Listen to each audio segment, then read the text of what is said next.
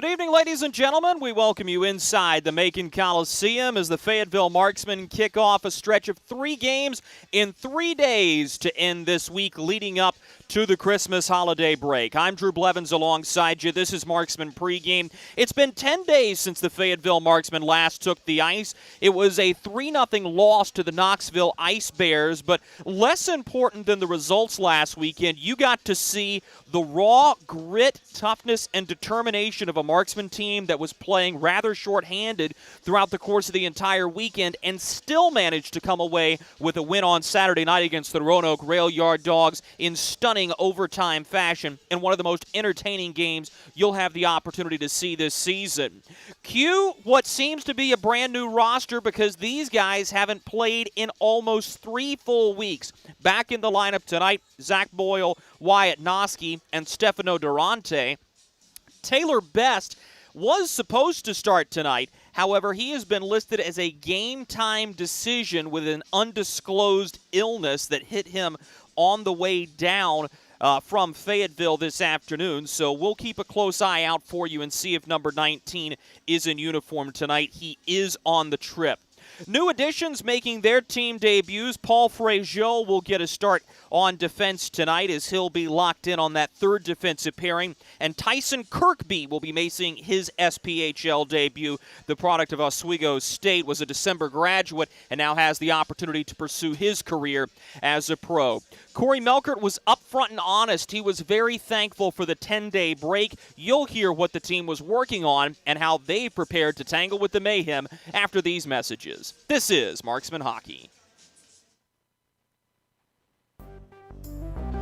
Experience the thrill of being a Fayetteville Marksman season ticket holder and all the benefits that come along with it, including your same great seat for 28 or 14 home games, exclusive season ticket member events, and an opportunity to enjoy discounts on food and beverage and merchandise at the Crown Coliseum. Skate to marksmanhockey.com/season tickets to learn more. Welcome to Freddy's. How are you guys doing? Meetings. Lunch meetings all week, all salads. Bean salads. Quinoa salads. Heirloom salads. Frisee salads. Sometimes a guy needs a Freddy's Original Double, Chicago Dog, and a Turtle Sundae. Make that 2, please. 3. Absolutely. If it's gonna be bad, it better be good. Being bad never tasted this good. Freddy's, the experience that puts a smile on your face and the taste that brings you back. Something big is coming.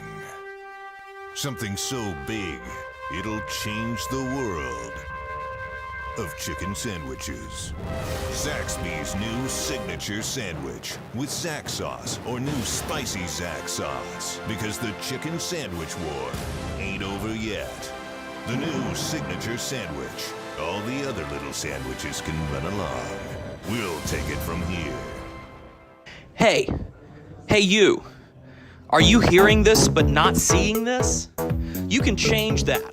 Follow along with the entire season of Fayetteville Marksman Hockey on Hockey TV. Visit hockeytv.com/subscriptions and get the SPHL TV package to watch every single Marksman road game this year. That's hockeytv.com/subscriptions. We welcome you back to Marksman Pregame. Drew Blevins alongside the head coach of the Fayetteville Marksmen, Corey Melkert. Coach, if you believe in the hockey gods, there's perhaps no greater gift than getting 10 days off after having a very shorthanded roster. The last time you took the ice, you're able to get some pieces back, but how does it feel just to be back and playing hockey for the first time in 10 days? Yeah, obviously it's nice. I think the biggest thing is just we've been able to prepare and practice, for 4 days here leading into this game, which is nice. And, hopefully we'll be able to come out and, get a good start. Namely, you get Shane Bednard and Tanner Fraze back, both guys who had been coming on before their injury. They played a lot of games in this league. What does it mean to have 2 veteran leaders back, both guys who were designated as alternate captains, one at home, one on the road yesterday? Yeah, it's huge. I think especially this year having, guys that have played in this league and having veterans in your lineup is massive with what's going on, in the entire hockey world. It's just big to have guys with experience, and I'm excited to watch them play tonight. And speaking of experience, Harrison Harper was a guy that was called up to Norfolk yesterday, played a game with the Admirals. That leaves you in a precarious spot on the blue line having to bring in Paul Frazier. When you look at having to maintain defensemen in a hockey culture that doesn't have a ton of them to spread throughout the minor leagues here, what's that process been like to make sure not only that your guys are ready to go, but also that they have the strategy and the know-how to be able to play on that blue line? Yeah, a lot of sleepless nights, to be completely honest. Finding defensemen this year is really tough, but I think it's huge to, have two guys that are committed to being here all year in Oliveri and Cup. Obviously, it's massive, and I respect them a lot for helping us out this year, and without them, I'd be in a really tougher situation. So, hopefully those two guys can lead the way and continue to be strong leaders back there and play well all year. But other than that, the other guys just have to kind of step up. I think Harrison's going to be back here this weekend. Fortunately, he got released after one game. But it's an opportunity for others to kind of step up and play some minutes for us tonight. I know you're somebody who likes to keep the focus on what you're doing in your dressing room, but this is a Macon team that's won 3 out of their last 8 after starting the season winless. Have you noticed anything in your study that they're doing differently to be able to put the puzzle pieces together and get a few in the win column? To be honest, they work really hard, and I think you nailed it on the head. I'm more worried about our dressing room than anyone else's.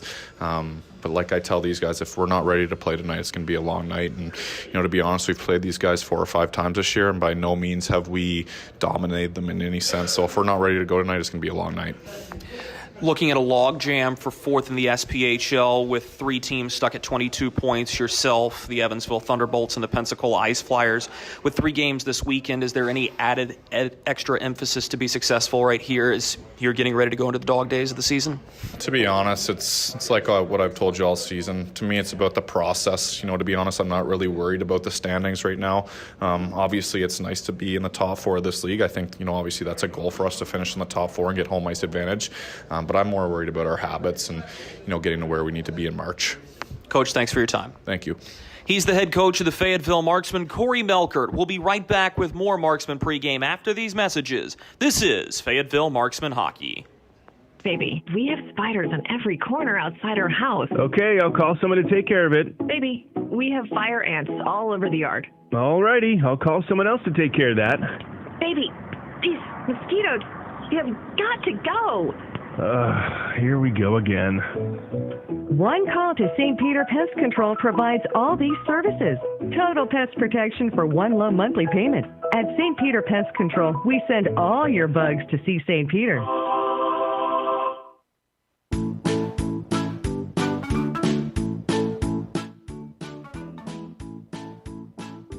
Marky?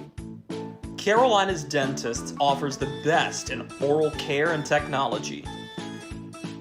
Hope you're brushing twice a day like we discussed. And don't forget to make that 6-month appointment, okay? We'd like to keep those pretty white teeth looking good for you. Come experience positively different dentistry at Carolina's Dentist, the official dentist of the Fayetteville Marksmen. We welcome you back inside the Macon Coliseum. Drew Blevins with you during Marksman pregame as we're about 7 minutes away from puck drop between the Macon Mayhem and the Fayetteville Marksmen in meeting number 6 of now 14 on the season between these two teams.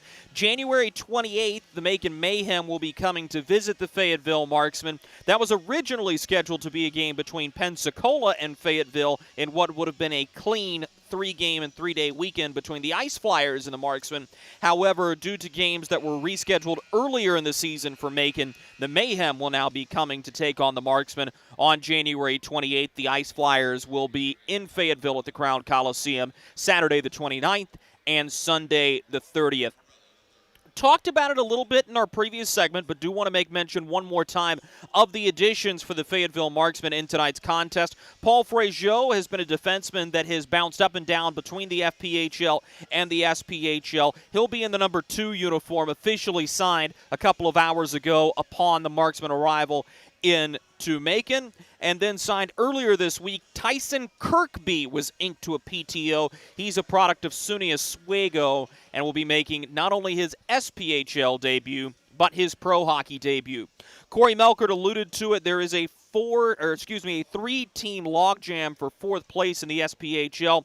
The Marksmen, the Evansville Thunderbolts, and the Pensacola Ice Flyers are all knotted up at 22 standings points. Above them, the Huntsville Havoc still maintain the number one spot in the SPHL, but hot on their trail, the Quad City Storm are just 1 point in back of the top overall spot. Knoxville sits comfortably in third with 28 standings points. In seventh, it's the Peoria Rivermen at 7-3 and 118 standings points. Roanoke 6-5 and 5 at 17. They have the final playoff spot. The Birmingham Bulls, who the Marksmen will play tomorrow and Saturday night, are at 10 standings points on the outside of the playoff picture looking in. Macon has 7, and Vermilion County is the seller of the league at 5 standings points. Let's step aside for one more commercial break. Coming back from it, we'll give you our keys to victory. This is Fayetteville Marksmen Hockey.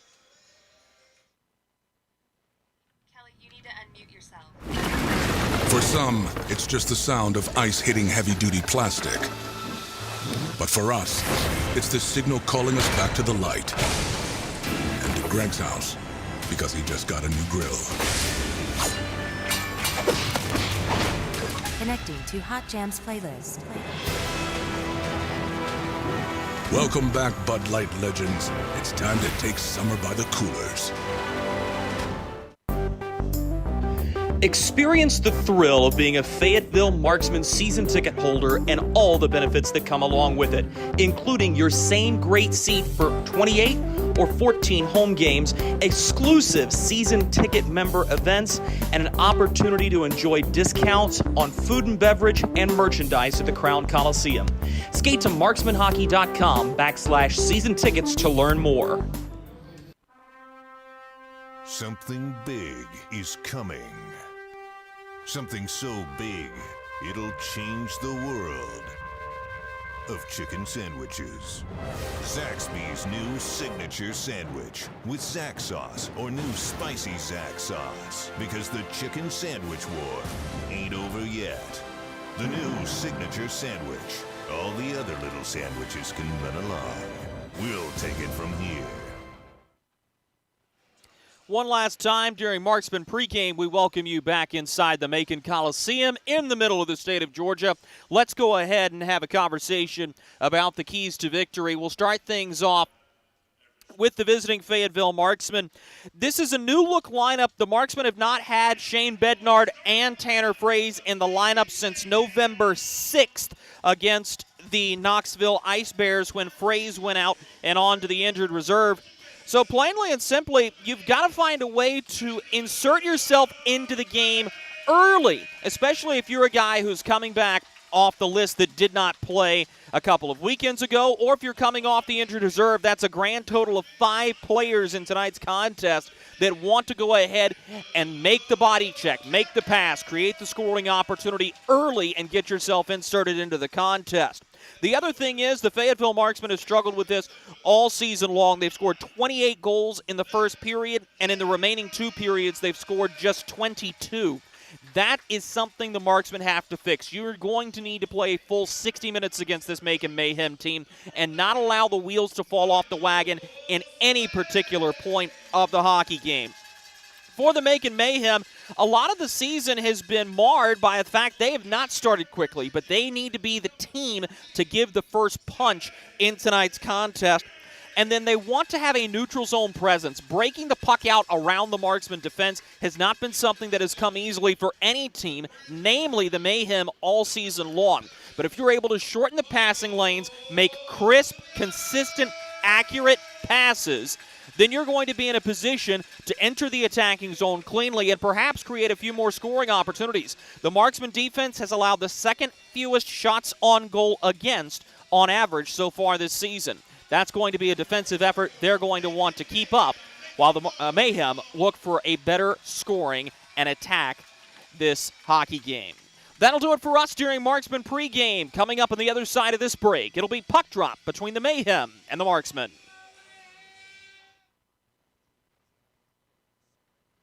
Kelly, you need to unmute yourself. For some, it's just the sound of ice hitting heavy-duty plastic. But for us, it's the signal calling us back to the light. And to Greg's house, because he just got a new grill. Connecting to Hot Jams playlist. Welcome back, Bud Light legends. It's time to take summer by the coolers. Experience the thrill of being a Fayetteville Marksmen season ticket holder and all the benefits that come along with it, including your same great seat for 28 or 14 home games, exclusive season ticket member events, and an opportunity to enjoy discounts on food and beverage and merchandise at the Crown Coliseum. Skate to marksmanhockey.com/season tickets to learn more. Something big is coming. Something so big, it'll change the world of chicken sandwiches. Zaxby's new signature sandwich with Zax sauce or new spicy Zax sauce. Because the chicken sandwich war ain't over yet. The new signature sandwich. All the other little sandwiches can run along. We'll take it from here.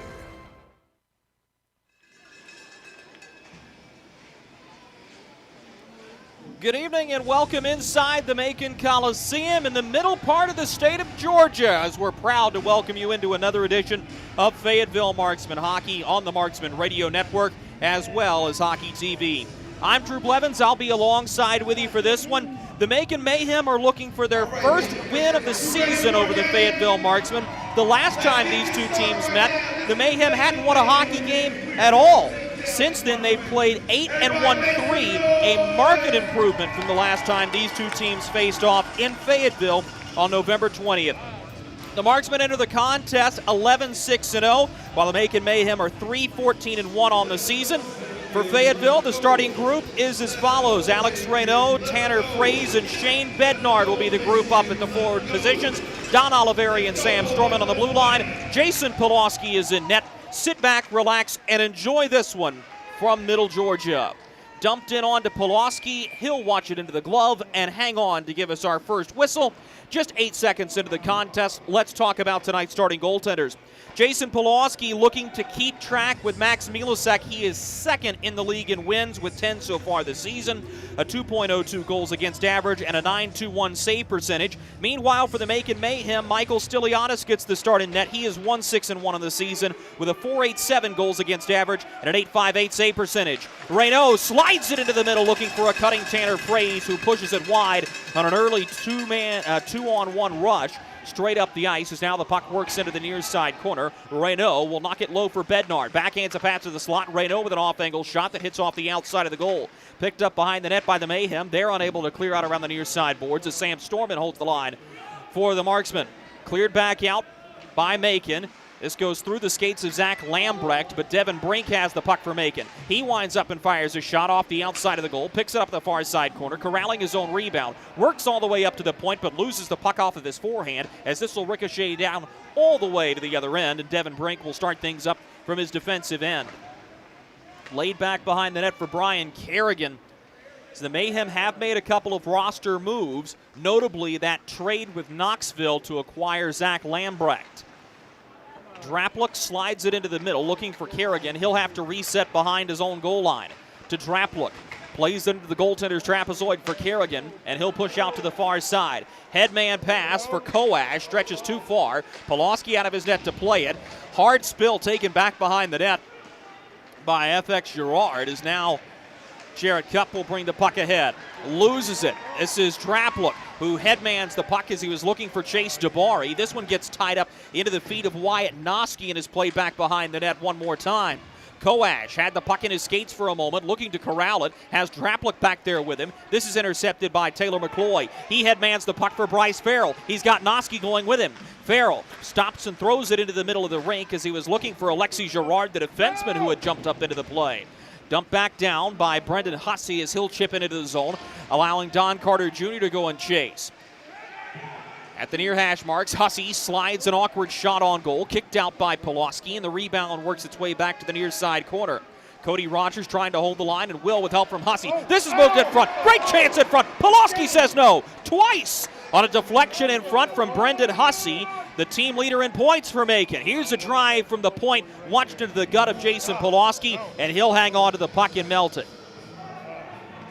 17:34 to go in the first period. Jason Pulaski, a busy man, making 3 stops on that last sequence. None better than the deflection on goal from Brendan Hussey. So the Marksmen will have another defensive zone draw. They win this one cleanly to Vinny Renda. He'll send it off the far side boards, looking for Reynaud. Chips it around his man. Now he's got Taylor Cutting to deal with. Hard hit delivered. Reynaud finds Bednard. He toe drags, looking for a lane. Slides a pass to the middle. It ricochets off the stick of Stiliadis. And now the Mayhem have it going the other way. Renda drops his man at the blue line. This is going to be a penalty. It's going to go against Fayetteville. Devin Brink touches for Zach Lambrecht. He holds top of the far face-off circle, drops to the point. A long shot from Cutting, deflects and bounces on the way through. The Marksman unable to touch it. Held at the top by Caleb Cameron near side point.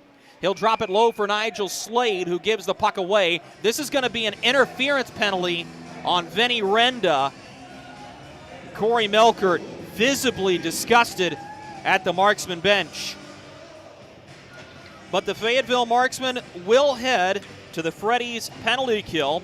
A reminder, when you attend a Marksman game in person and the Marksmen kill off one penalty, everyone in the Crown Coliseum wins free custard courtesy of Freddy's. You can visit them across the street from Methodist University on Ramsey Street. Far side face-off circle, Draplick hanging on to the puck as he turns it back up to the point. Held for a moment as stick handling is Coash. Gives to Draplick far side. A shot bounces its way through. It nearly ended up being a perfect pass for Curtis Hansen. He'll feed Coash far side. Fires a wrist shot, kicked away by Pulaski. Oliveri to the puck, and he'll ice it to kill time.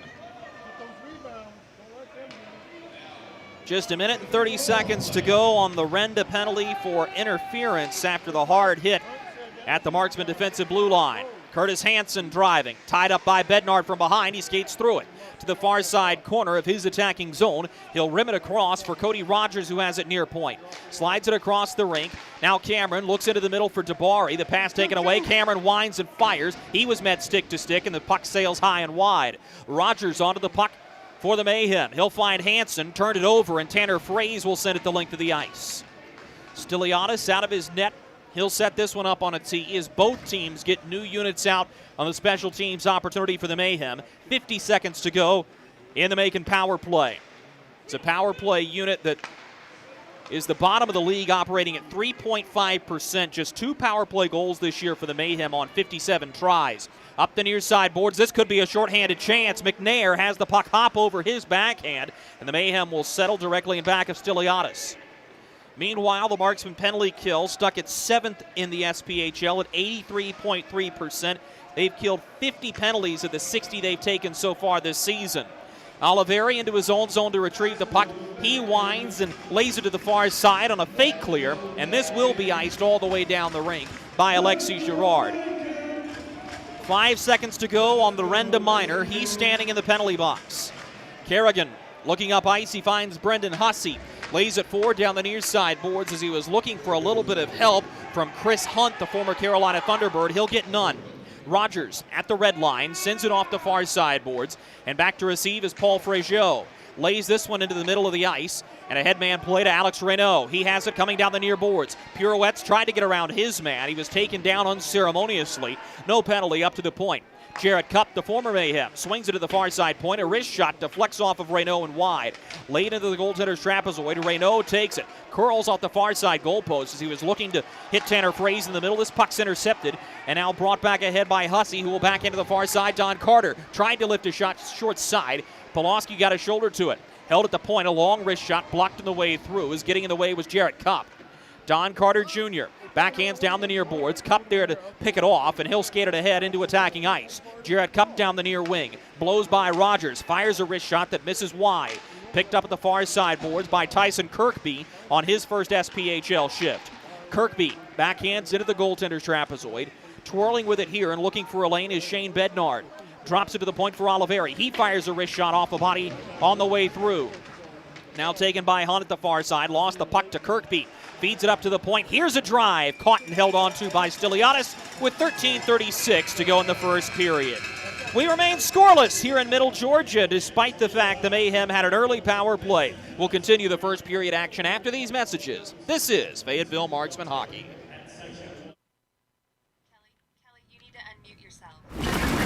For For some, it's just the sound of ice hitting heavy-duty plastic. But for us, it's the signal calling us back to the light. And to Greg's house, because he just got a new grill. Connecting to Hot Jams playlist. Welcome back, Bud Light legends. It's time to take summer by the coolers.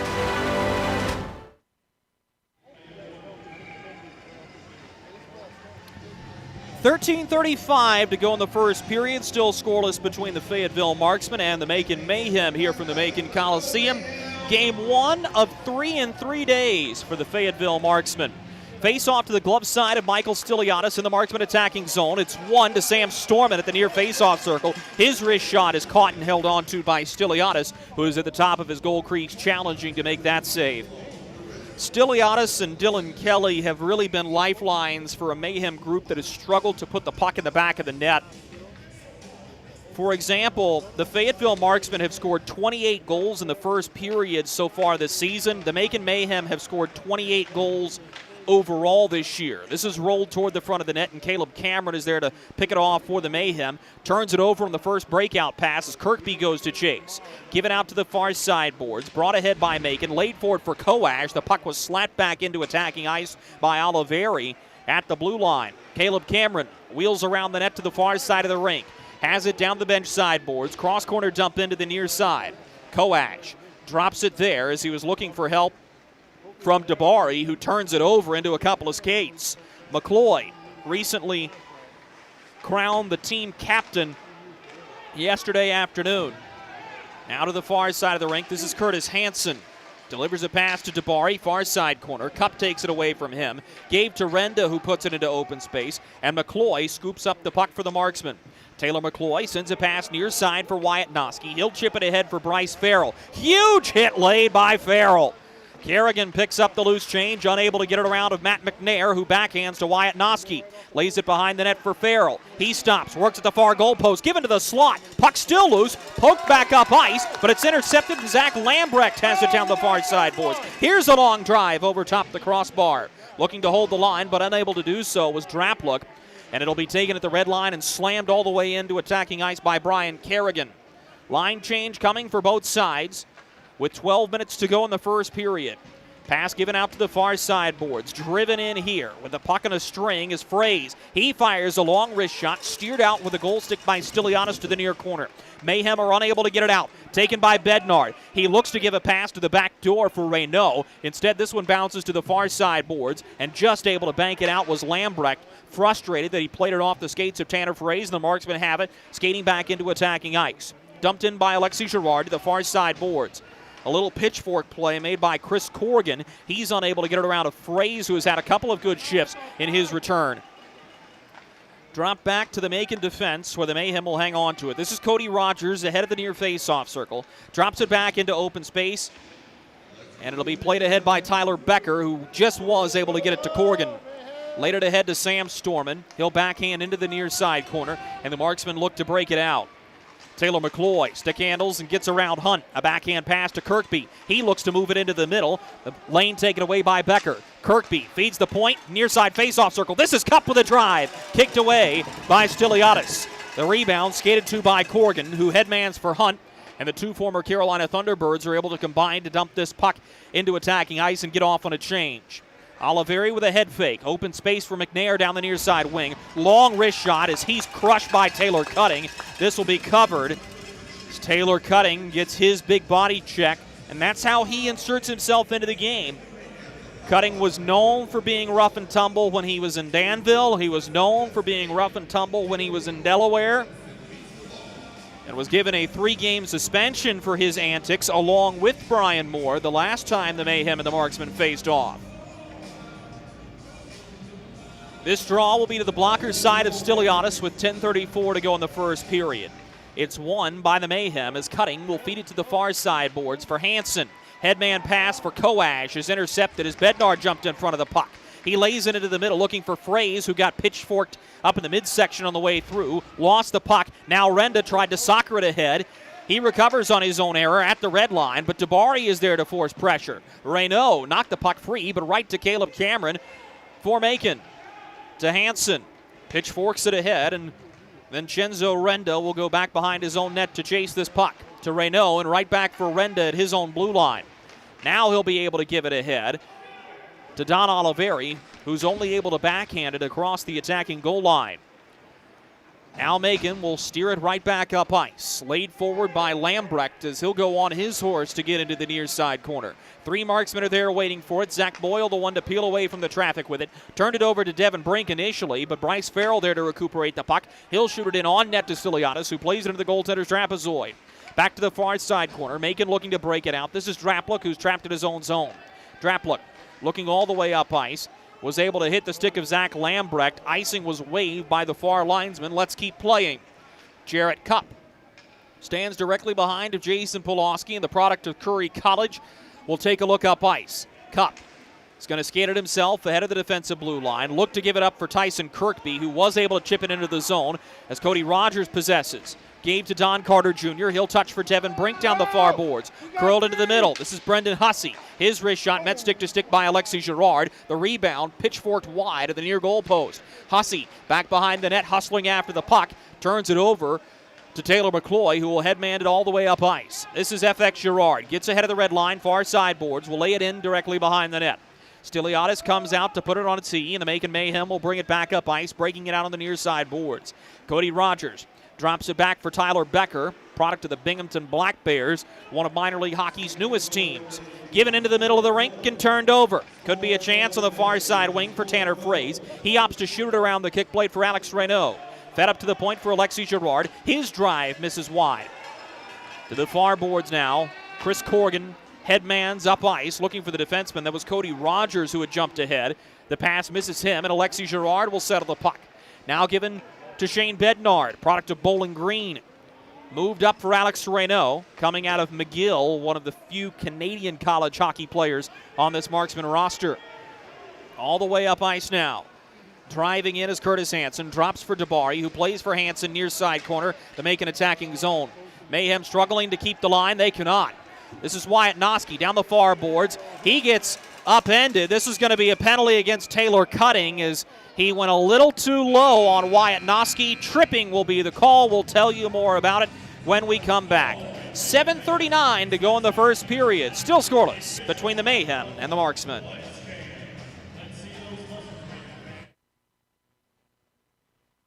You need to unmute yourself.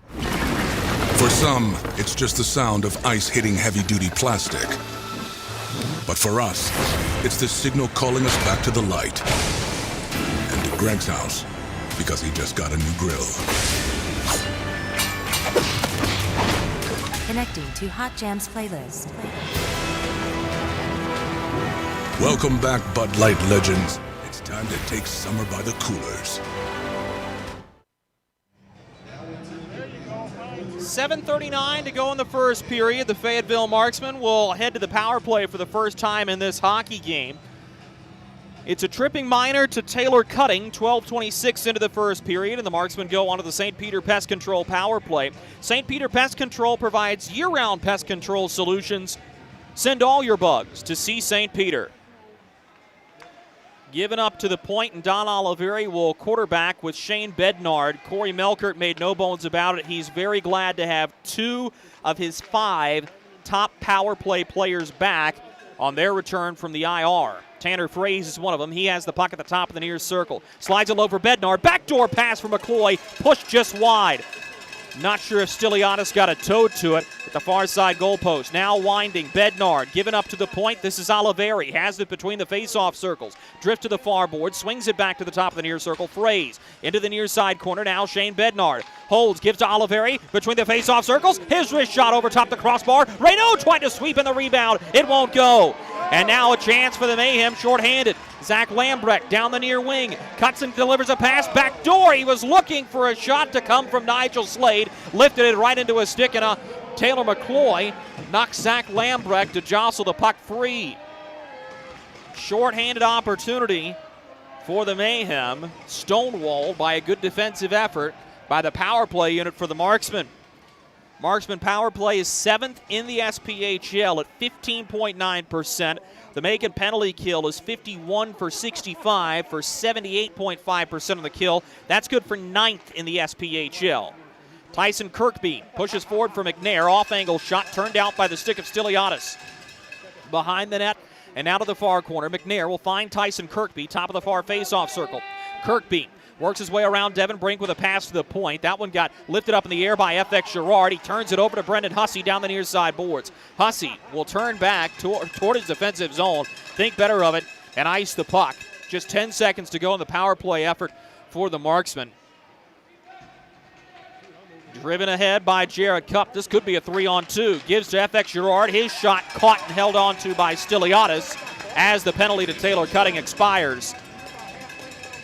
So both teams 0 for 1 on the power play.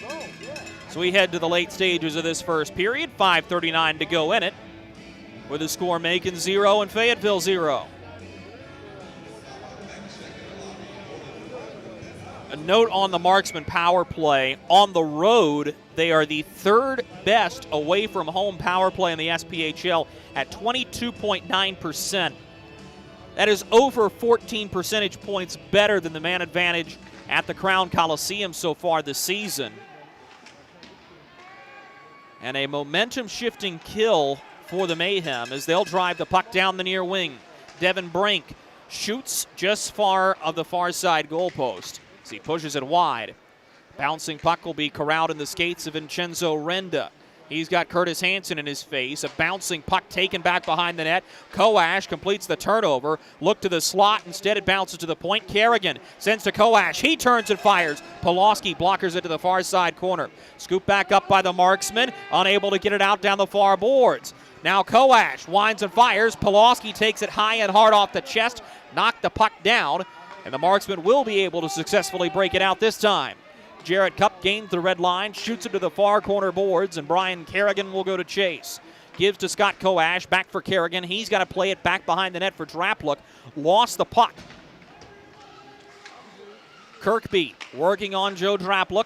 Gave the puck away. This is high up in the air off the stick of McCloy. A little roller. McCloy gets a stick to it, but it's taken right back by the Mayhem off the near side glass, and Sam Storman will have to defend the blue line. He does. Moves it up ice. FX Girard backhands to Taylor McCloy. He'll drop for Sam Storman, who will backhand in turn to Girard. He'll let it go around the kick plate to Don Oliveri. Swings to the near side point. It's Sam Storman. Backhands low. Storman steps forward to the puck, lays it off the near side glass. Behind the net, McCloy played it around the kick plate again to FX Girard at the far wing. He's unable to stop the puck as this one is sky high up in the air and bounces into the Marksman bench and out of play. 4:01 to go in the first period. Good back and forth action with chances for both teams. However, the goaltender stealing the show. We remain scoreless at 0-0. Experience the thrill of being a Fayetteville Marksmen season ticket holder and all the benefits that come along with it, including your same great seat for 28 or 14 home games, exclusive season ticket member events, and an opportunity to enjoy discounts on food and beverage and merchandise at the Crown Coliseum. Skate to marksmanhockey.com/season tickets to learn more.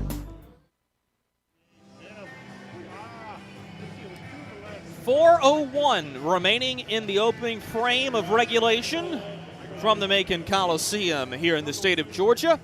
As the Fayetteville Marksmen look to complete period 1 of 9 on the weekend. No rest for a weary Marksman group, although they did have 10 days of rest from the last time they skated. Face off to the glove side of Michael Stiliadis is turned back by the Mayhem. This is a headman look all the way up ice. Chris Hunt on his horse. Pulaski out of the net to play it off the far boards.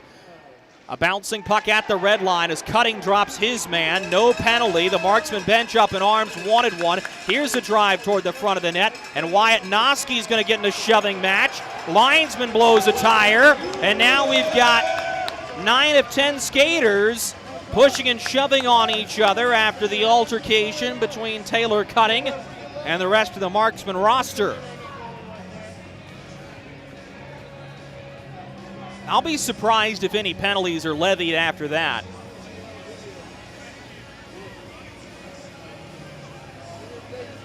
Taylor Cutting has had two favorite targets on this Marksman roster, Wyatt Noski and Matt McNair, both of whom are under 6 foot tall. For a guy like Cutting, towering at 6'3", I think the message may be to pick on somebody your own size. Cutting, the last one to change, will get off here as Zach Desjardins has a couple of words of instruction for his crew. The Marksmen win the draw. Long drive from Oliveri, blockered away by Stiliadis. Into the near side corner, Shane Bednard jockeying for position, gives to Reynaud, who fans on the one-timer. Good chance for the Marksmen in front. Laid forward is pitchfork back down, blowing a tire was Frazier. Here come the Mayhem. Driven in by Nigel Slade, the former Marksman. A backhander goes off the outside of the goal. Oliveri reaching for it as he one-hand pool-cued it back up ice. It hit Zach Lambrecht in the chest and bounces out of play. Unless the officials are going to say that hit off of Oliveri last, that face-off will be coming outside the zone. And it will be. 3:17 to go in the first period. Marksmen 0, Mayhem 0. In the 6th of 14 meetings between the two teams this season. It's a face-off one to the near side boards. Peeling back to grab it is Chase DeBari. McCloy all over him, doing yeoman's work to disrupt the play. DeBari holds the puck but loses 10 seconds and counting of time on the breakout. Has to throw it into open space, and the Mayhem will work down the far side boards. Just ahead of the red line, dicking his shoulder in, is Drapluk. This line will be held by Kerrigan. Given up to the point. Koash puts it into space, looking for Kerrigan. Reaching after it is McCloy. He's able to get it out. Taylor McCloy driving forward. This is Joe Drapluk with the puck. Right back behind the net. Drapluk is able to move it all the way up ice for Koash. Chipped ahead of Curtis Hansen, and Vincenzo Renda will go back to receive for the Marksmen. The near side boards. Played into attacking ice by Alex Reynaud as Brendan Hussey will go back behind of Stiliadis. Begin the breakout. Hussey calls for the puck at the far boards, and now we'll cut to the middle of the ice, crossing the red line. Works outside again, holds the far face-off circle. His wrist shot sticked away by Pulaski. Taylor Cutting comes in trying to hold the line. He can't. Could be a 2-on-1 for the Marksmen. Good play by Bednard. Curls to the middle. A wrist shot. Stiliadis watches it into his chest, catches and holds there. Arguably Michael Stiliadis' best save of the game so far in a year where Stiliadis has struggled. One of those guys that you could have talked about 2 years ago that was bouncing back and forth between the SPHL and the FPHL, cemented himself on this Macon roster along with Dylan Kelly, capable, large netminders. And it's been a battle for Stiliadis this year. Elevated goals against average at 4.87. Had a strong game against the Marksmen back on October 29th. Since then, Dylan Kelly has played the majority of the minutes against this Marksman group. Far side boards, the Marksmen have it. Slid to the middle, looking for a cutting Shane Bednard. The Mayhem are able to snuff it out. Chipped ahead. Nigel Slade has it. On his backhand, lifts it on goal. Pulaski awkwardly catches it against the glove side shoulder, and he'll hang on for a whistle with 99 seconds to go in the first period. The face-off will be coming back to the glove side of Jason Pulaski. Koash to do battle with McCloy in the draw. McCloy wins to Sam Storman, who will backhand to Don Oliveri behind the net. He'll find Bryce Farrell, who will look to give it into the middle. This puck is intercepted. Dropped all the way back as Sam Storman curls, losing possession of it. Tried to play it around of Koash and does. McCloy buries his head, finds a lane, and shoots it behind the net. Stiliadis trying to clear. He does on an awkward bouncing puck around to Farrell. Now given to the near wing, and a foot race forward is Rogers. Pulls back with the puck and gave to Tyler Becker, who sweeps it off the pad of Pulaski. High sticking infraction was called initially, but the Marksman touched it first, so that will negate it. So the Marksman bringing up the near side boards. 58 seconds to go in the period. As McCloy lays it ahead of the attacking goal line. Cody Rogers behind of Stiliadis. Headmans the puck. The linesman gets in the way and throws a perfect block, but the Marksmen are able to get the puck. FX Girard's pass is cut off by Chris Hunt. He'll send it to the far side boards, and Don Carter Jr. goes chasing after it. A backhander weakly sent to the near side boards. Hunt drops it. Hussey shoots. Kicked away by Pulaski. His best stop of the evening so far. Big hit late on Hussey. Knocks the puck free. Marksmen battling for it and are able to get it ahead of the red line now into attacking ice. Bednard tries to curl to the middle. Delivers a pass to the far side boards. Looking for FX Girard. It runs too far for him. The Mayhem are able to bounce it back through neutral ice. Bednard turns to the near wing boards. Jarrett Cupp tried to lift it into the zone. Instead, it ends up knuckleballing to Brian Kerrigan. He sees 4 seconds on the clock. He's going to stick handle back behind of Michael Stiliadis, and that is where the period will come to an end. Back and forth action through the opening 20 minutes. Shots on goal through the first period for the Fayetteville Marksmen, 8, and for the Macon Mayhem, 8. We'll step aside for a quick commercial break. Coming back from it, we'll put this period on reset for you as we look to get you all set and ready to go for the middle frame of action. This is Fayetteville Marksmen Hockey. Kelly, you need to unmute yourself. For some, it's just the sound of ice hitting heavy-duty plastic. But for us, it's the signal calling us back to the light. And to Greg's house, because he just got a new grill. Connecting to Hot Jams playlist. Welcome back, Bud Light legends. It's time to take summer by the coolers.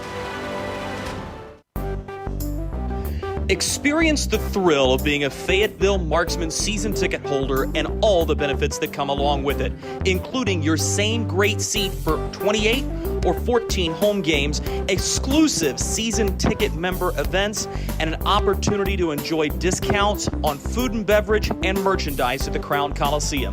Skate to marksmanhockey.com/season tickets to learn more. Something big is coming. Something so big, it'll change the world of chicken sandwiches. Zaxby's new signature sandwich with Zax sauce or new spicy Zax sauce. Because the chicken sandwich war ain't over yet. The new signature sandwich. All the other little sandwiches can run along. We'll take it from here. Welcome to Freddy's. How are you guys doing? Meetings. Lunch meetings all week, all salads. Bean salads. Quinoa salads. Heirloom salads. Frisee salads. Sometimes a guy needs a Freddy's Original Double, Chicago Dog, and a Turtle Sundae. Make that 2, please. 3. Absolutely. If you're gonna be bad, it better be good. Being bad never tasted this good. Freddy's, the experience that puts a smile on your face and the taste that brings you back. Hey you, are you hearing this but not seeing this? You can change that. Follow along with the entire season of Fayetteville Marksmen Hockey on Hockey TV. Visit hockeytv.com/subscriptions and get the SPHL TV package to watch every single Fayetteville Marksmen road game this year. That's hockeytv.com/subscriptions. Baby, we have spiders on every corner outside our house. Okay, I'll call someone to take care of it. Baby, we have fire ants all over the yard. Alrighty, I'll call someone else to take care of that. Baby, these mosquitoes, you have got to go. Here we go again. One call to St. Peter Pest Control provides all these services. Total pest protection for one low monthly payment. At St. Peter Pest Control, we send all your bugs to see St. Peter.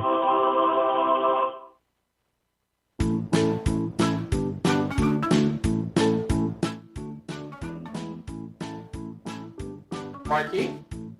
Carolina's Dentists offers the best in oral care and technology. Hope you're brushing twice a day like we discussed. And don't forget to make that 6-month appointment, okay? We'd like to keep those pretty white teeth looking good for you. Come experience positively different dentistry at Carolina's Dentist, the official dentist of the Fayetteville Marksmen. 20 minutes are in the books from the Macon Coliseum here in Macon, Georgia. Drew Blevins back inside the broadcast booth with you. And a first period that I think you noticed two main things. First of all, for the Fayetteville Marksmen, it has been a while since this conglomeration of players has played together, and it's still not quite the roster that everybody's used to seeing, with Drake Glover still on the injured reserve. He will be set to come back in a couple of weeks, according to the training staff, as long as everything goes right in his recovery process. But for Shane Bednard and for Tanner Frazier, they possess the puck a lot, but were largely held at bay. Bednard had an opportunity to the back door that was pushed wide by Alex Reynaud. Tanner Frazier has had a couple of good possessions, but hasn't really gotten anything close to the net.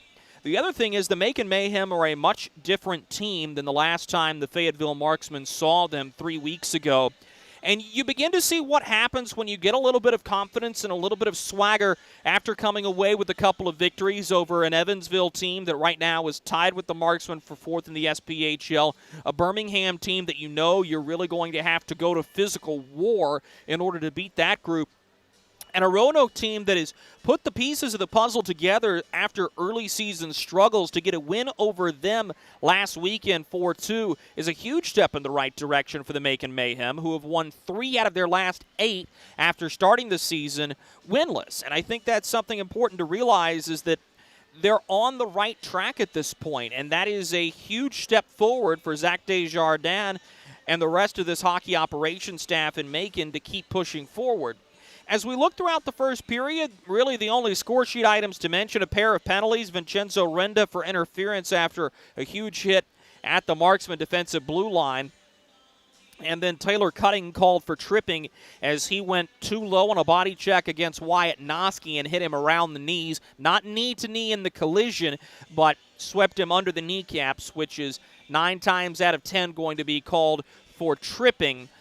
Neither team able to convert on their man advantage opportunities, so we remain scoreless after 20 minutes of play.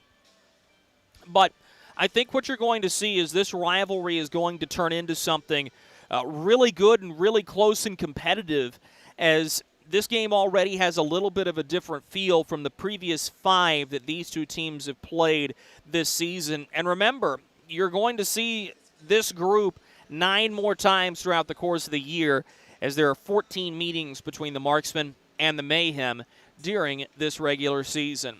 Coming up on the other side of this break, we'll take you to the SPHL standings board and talk about what you can expect this weekend, with the Marksmen and the Mayhem serving as the appetizer for a full week of SPHL hockey. This is the Fayetteville Marksmen Radio Network.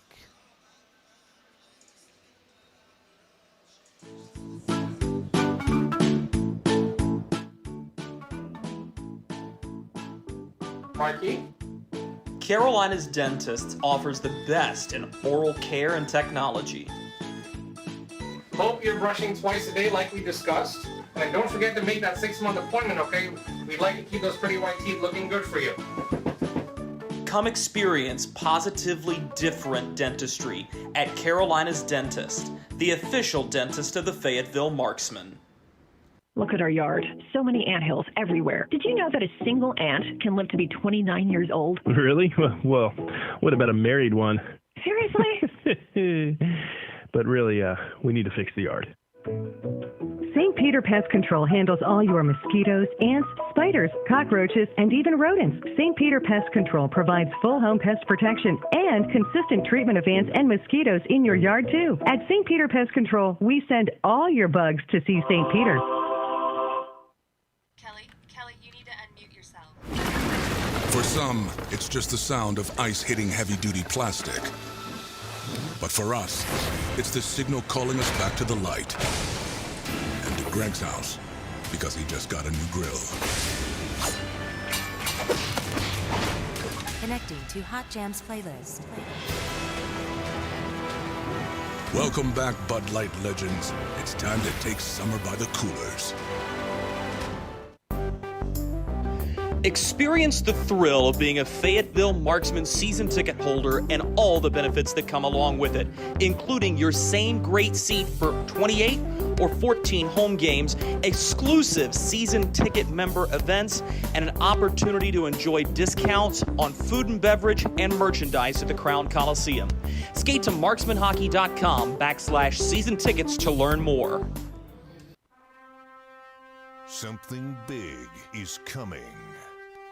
Something so big, it'll change the world of chicken sandwiches. Zaxby's new signature sandwich with Zax sauce or new spicy Zax sauce. Because the chicken sandwich war ain't over yet. The new signature sandwich. All the other little sandwiches can run along. We'll take it from here. Welcome to Freddy's. How are you guys doing? Meetings. Lunch meetings all week, all salads. Bean salads. Quinoa salads. Heirloom salads. Frisee salads. Sometimes a guy needs a Freddy's Original Double, Chicago Dog, and a Turtle Sundae. Make that 2, please. 3. Absolutely. If it's gonna be bad, it better be good. Being bad never tasted this good. Freddy's, the experience that puts a smile on your face and the taste that brings you back. Hey you. Are you hearing this but not seeing this? You can change that. Follow along with the entire season of Fayetteville Marksmen hockey on Hockey TV. Visit hockeytv.com/subscriptions and get the SPHL TV package to watch every single Fayetteville Marksmen road game this year. That's hockeytv.com/subscriptions. Welcome back inside the Macon Coliseum. Drew Blevins with you during the first period intermission report on the Marksman Radio Network as well as Hockey TV. Let's go ahead and have a quick look at the SPHL as a league. We're going to start things off by previewing the schedule that is to upcome. While the Marksmen and the Mayhem are the only game going on tonight, the Marksmen will be the nightcap tomorrow in a day that really starts early and stretches late in the SPHL. Meanwhile, the Macon Mayhem are going to get an impromptu day off. They were supposed to be on their way to take on the Knoxville Ice Bears. That game has been postponed because the Ice Bears have had, quote, unplayable ice conditions at the Knoxville Civic Coliseum. A tough break for an Ice Bears team that was looking for an opportunity to keep pace with Huntsville and Quad City. They're going to be down a game, at least for now.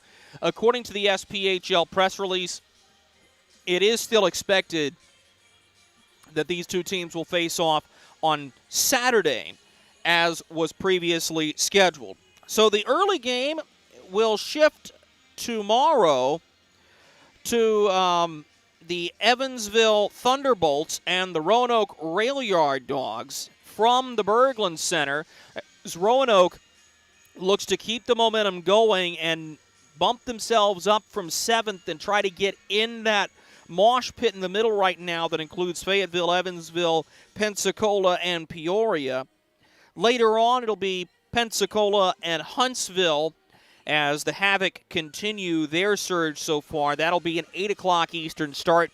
At 8:10, the Quad City Storm will duke it out with the Peoria Rivermen, a team that is starting to put it together after a rocky start by their standards. And at 8:30 tomorrow night, the Fayetteville Marksmen are in Birmingham to take on the Bulls. Same matchups on Saturday, with the exception being Quad City will be off. The Vermilion County Bobcats will take on the Peoria Rivermen from Carver Arena. Meanwhile, as we have a look at the standings, the Huntsville Havoc have far and away had the best start to the season so far. Only a pair of losses, one of them coming in overtime. They are 16-1-1 with 33 standings points.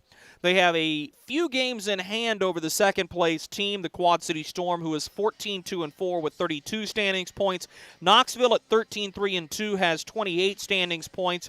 And then you get to a very interesting part of the standings table where Fayetteville, Evansville, and Pensacola are all tied up with 22 points.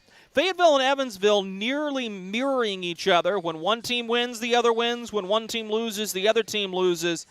Evansville is a half game back of 4th place as they are 11-7. The Marksmen are 11-6. Then Pensacola has used a couple of overtime losses to snag their other 2 points as they are 10-6-2. Peoria at 7-3-1 has 18 standings points. They've just rescheduled their games with Vermilion County that were postponed from the opening weekend of the season. Roanoke at 6-5-5 has 17 standings points. They hold the final SPHL playoff spot. Birmingham, Macon, Vermilion County round out the bottom three. They are 9th, 10th, and 11th on the outside looking in. Birmingham the closest to working their way into the 8th position as they are 7 points in back of Roanoke. We'll step aside for a quick commercial break. Coming back, we'll get you all teed up for period number 2. This is Marksman Hockey. Kelly, you need to unmute yourself. For some, it's just the sound of ice hitting heavy-duty plastic.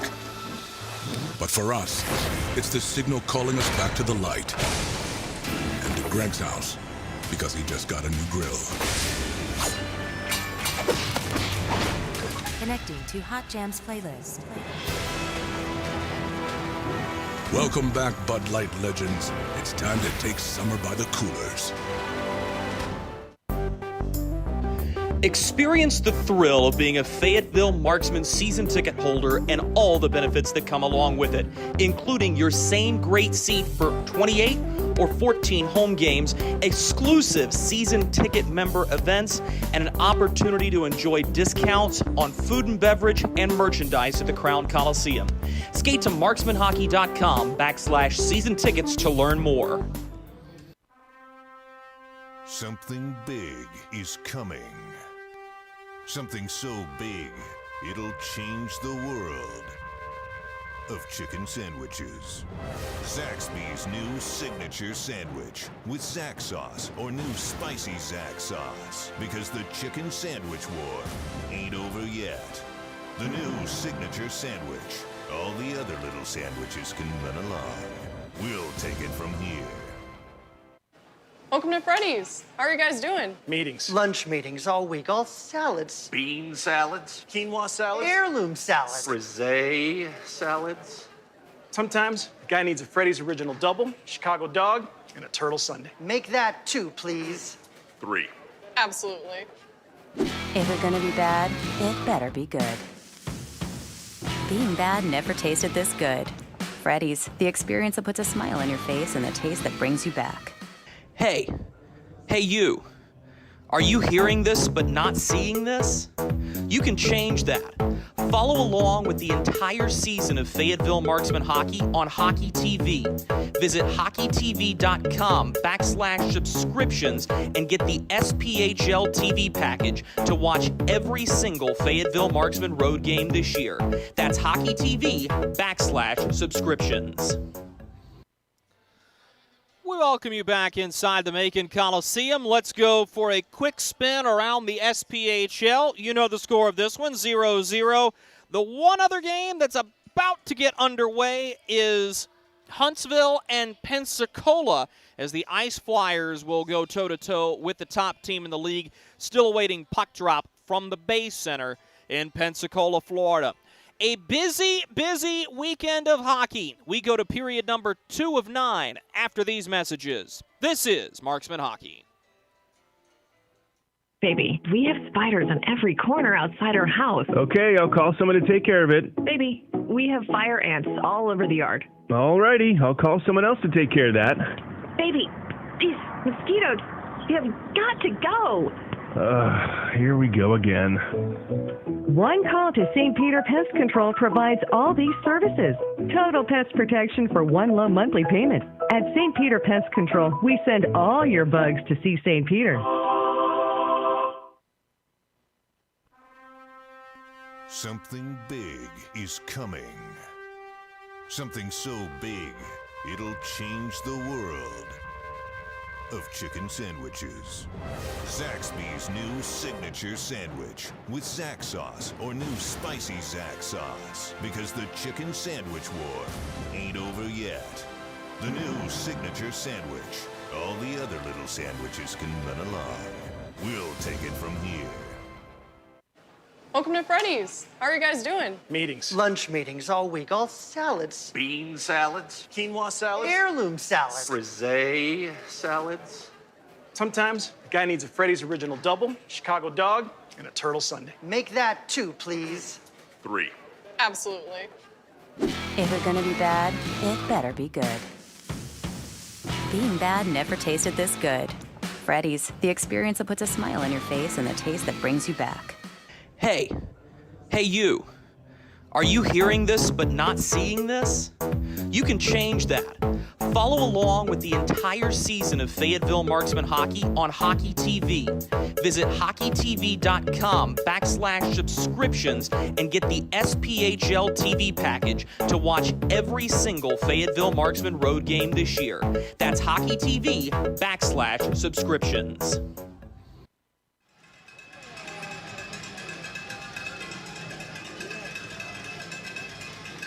We welcome you back to the Macon Coliseum. Nearly set to drop the puck for period number 2 between the Macon Mayhem and the Fayetteville Marksmen. The Marksmen will be going from left to right across your radio dial here in period number 2. Both teams working out to near even shots on goal. Both teams with the same result of nothing in the back of the net.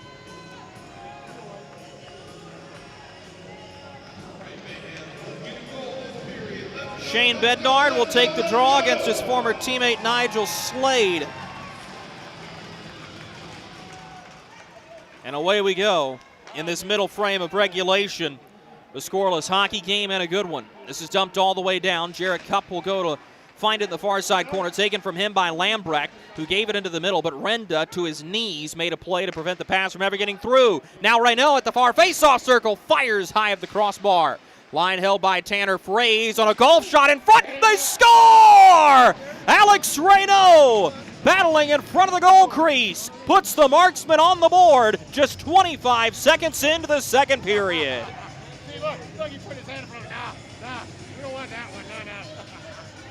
Alex Reynaud will have his second SPHL goal on a battle in front after a shot went sky high and rainbowed in front of Michael Stiliadis. And the Canadian forward puts the Marksmen on the board just 25 seconds in to the second period. We'll have official assists on that for you in a moment. Near side face-off circle, a backhander to Oliveri. He gives a cross, a long shot by Storman, never made it through cleanly. Koash to the rebound. He's able to give it up for Chase DeBari. He drives in on Storman. Wrapped around the net, Oliveri took away the passing lane. Now to Taylor McCloy. Bounces it craftily off the end wall as Kirkby will get to the puck for the Marksmen. Tyson Kirkby plays it behind the net. Skating to it is McCloy. He'll give it to the point for Sam Storman. Walks into a wrist shot. Stiliadis makes the save. Another rebound loose in front. Given to the back door. The passing lane cut off by Scott Koash, who survives out to center. Oliveri ahead of the attacking blue line. Reaching after it. Gives to the far side face-off circle. Here's a wrist shot. Stiliadis catches it on his glove side shoulder and hangs on the shot from Bryce Farrell at the far circle to keep it 1-0. And if I'm Corey Melkert, I really like the way that goal gets scored. It is not a pretty one by any stretch of the means, but Alex Reynaud uses his size and positioning in front of the net to put himself in a goal-scoring area and makes the play to sweep it under Michael Stiliadis.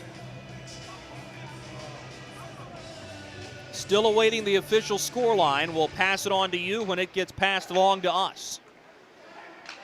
Paul Frazier sends it to the far face-off circle, looking for Alex Reynaud. Instead, it bounces to Bednard, who will have to give it to the top for Alexis Girard, who fires a long shot that's sticked out by Michael Stiliadis. To the near boards, Tanner Frazier. Looking for Alex Reynaud, finds Frazier, near side boards, taken away from him by Don Carter Jr.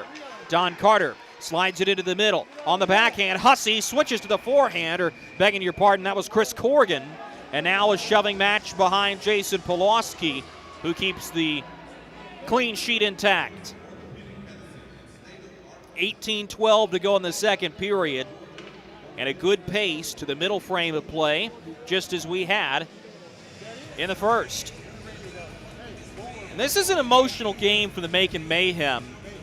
Macon has only beaten Fayetteville once between this season and the season last, where both teams competed. It came in a shootout on February 21st of 2020. The last Mayhem regulation win over the Marksmen, March 12th, 2019. Zach Lambrecht drops it. So he was looking for Nigel Slade. This puck is taken away by the Marksman, and Bryce Farrell has it coming down the near wing. Sidesteps his man, looking into the front, slides a pass off of Taylor Cutting. The rebound is scooped up by Devin Brink. Brink down the far boards, driving in. Farrell on a good back-checking play, knocked the puck free to Wyatt Noski. Now to Bryce Farrell, gets around to Taylor Cutting. Headmans to Matt McNair. He's got Renda driving. Backdoor pass for Farrell as it went off of his backhand awkwardly off the high glass behind the cage. Poked around of Kirkby, who does all he can just to pinwheel about and knock it toward attacking ice, where Caleb Cameron will forehand it in to the attacking zone for the Mayhem. Kirkby at the far side boards, skates around to Brendan Hussey, gains the neutral zone and the attacking zone. Laid forward for FX Girard. The pass runs too far for him. Stiliadis got to stick to it. The Mayhem unable to clear. Sam Storman at the far face-off circle. Slides a pass below the goal line for FX Girard. He steps up to the point for Oliveri. Fakes the slap shot. Backdoor pass. They score! Taylor McCloy camps out on the near side goal post. Got the slap pass from Oliveri. Elevates sober Stiliadis. And the Marksmen are up 2-0. You won't see much better puck cycling than that. And the newly appointed captain is on the score sheet with a second straight goal for the Marksmen. Time of the goal will be 3:07 into the second period. And the Marksmen have jumped all over the Mayhem and are looking for more here. Driven ahead by McCloy. A good stick by Don Carter Jr. to knock it free. Delayed offside against the Marksmen. They'll take the opportunity to get off on a change. Headman play for Koash. Touches to Don Carter. Driving the net as he's sealed off by Storman. Has to turn to the point. Long shot from Cameron. Knocked away by Pulaski with a blocker. Drapluk feeds it low.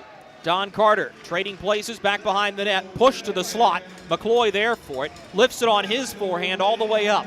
A two-hopper settles to a rolling puck for Brian Kerrigan, directly in back of Michael Stiliadis. Kerrigan going to try to do it himself. Kerrigan stick handles around the last man, but lost the puck in the process. Given into the middle for Koash. The pass intercepted, and the Marksman will pitchfork it back through center ice. Settling, the Mayhem will play pitch and catch on their blue line. Headman looked toward Nigel Slade, goes off of a Marksman stick, icing waved as a result. Pulaski sweeps to open space. Nigel Slade has it. Backhands into the slot. He was looking for a cutting Zach Lambrecht. He has it in the slot. Now Dabari turns. He loses the puck. Slade can't get it. Here's a drive from the point. Fanned on by Becker. The rebound loose, delayed, penalty upcoming. Lambrecht gives it up to the point. Cody Rogers fumbles with his footing for a moment. Feeds it below the goal line. Renda onto it. He'll touch. And with 15:22 to go in the second period and the clock still running, we will get a penalty, and it's going to go against Shane Bednard. Hooking the infraction, and the Marksmen are a man down for the second time in the contest. This penalty will come 4:39 into the second period.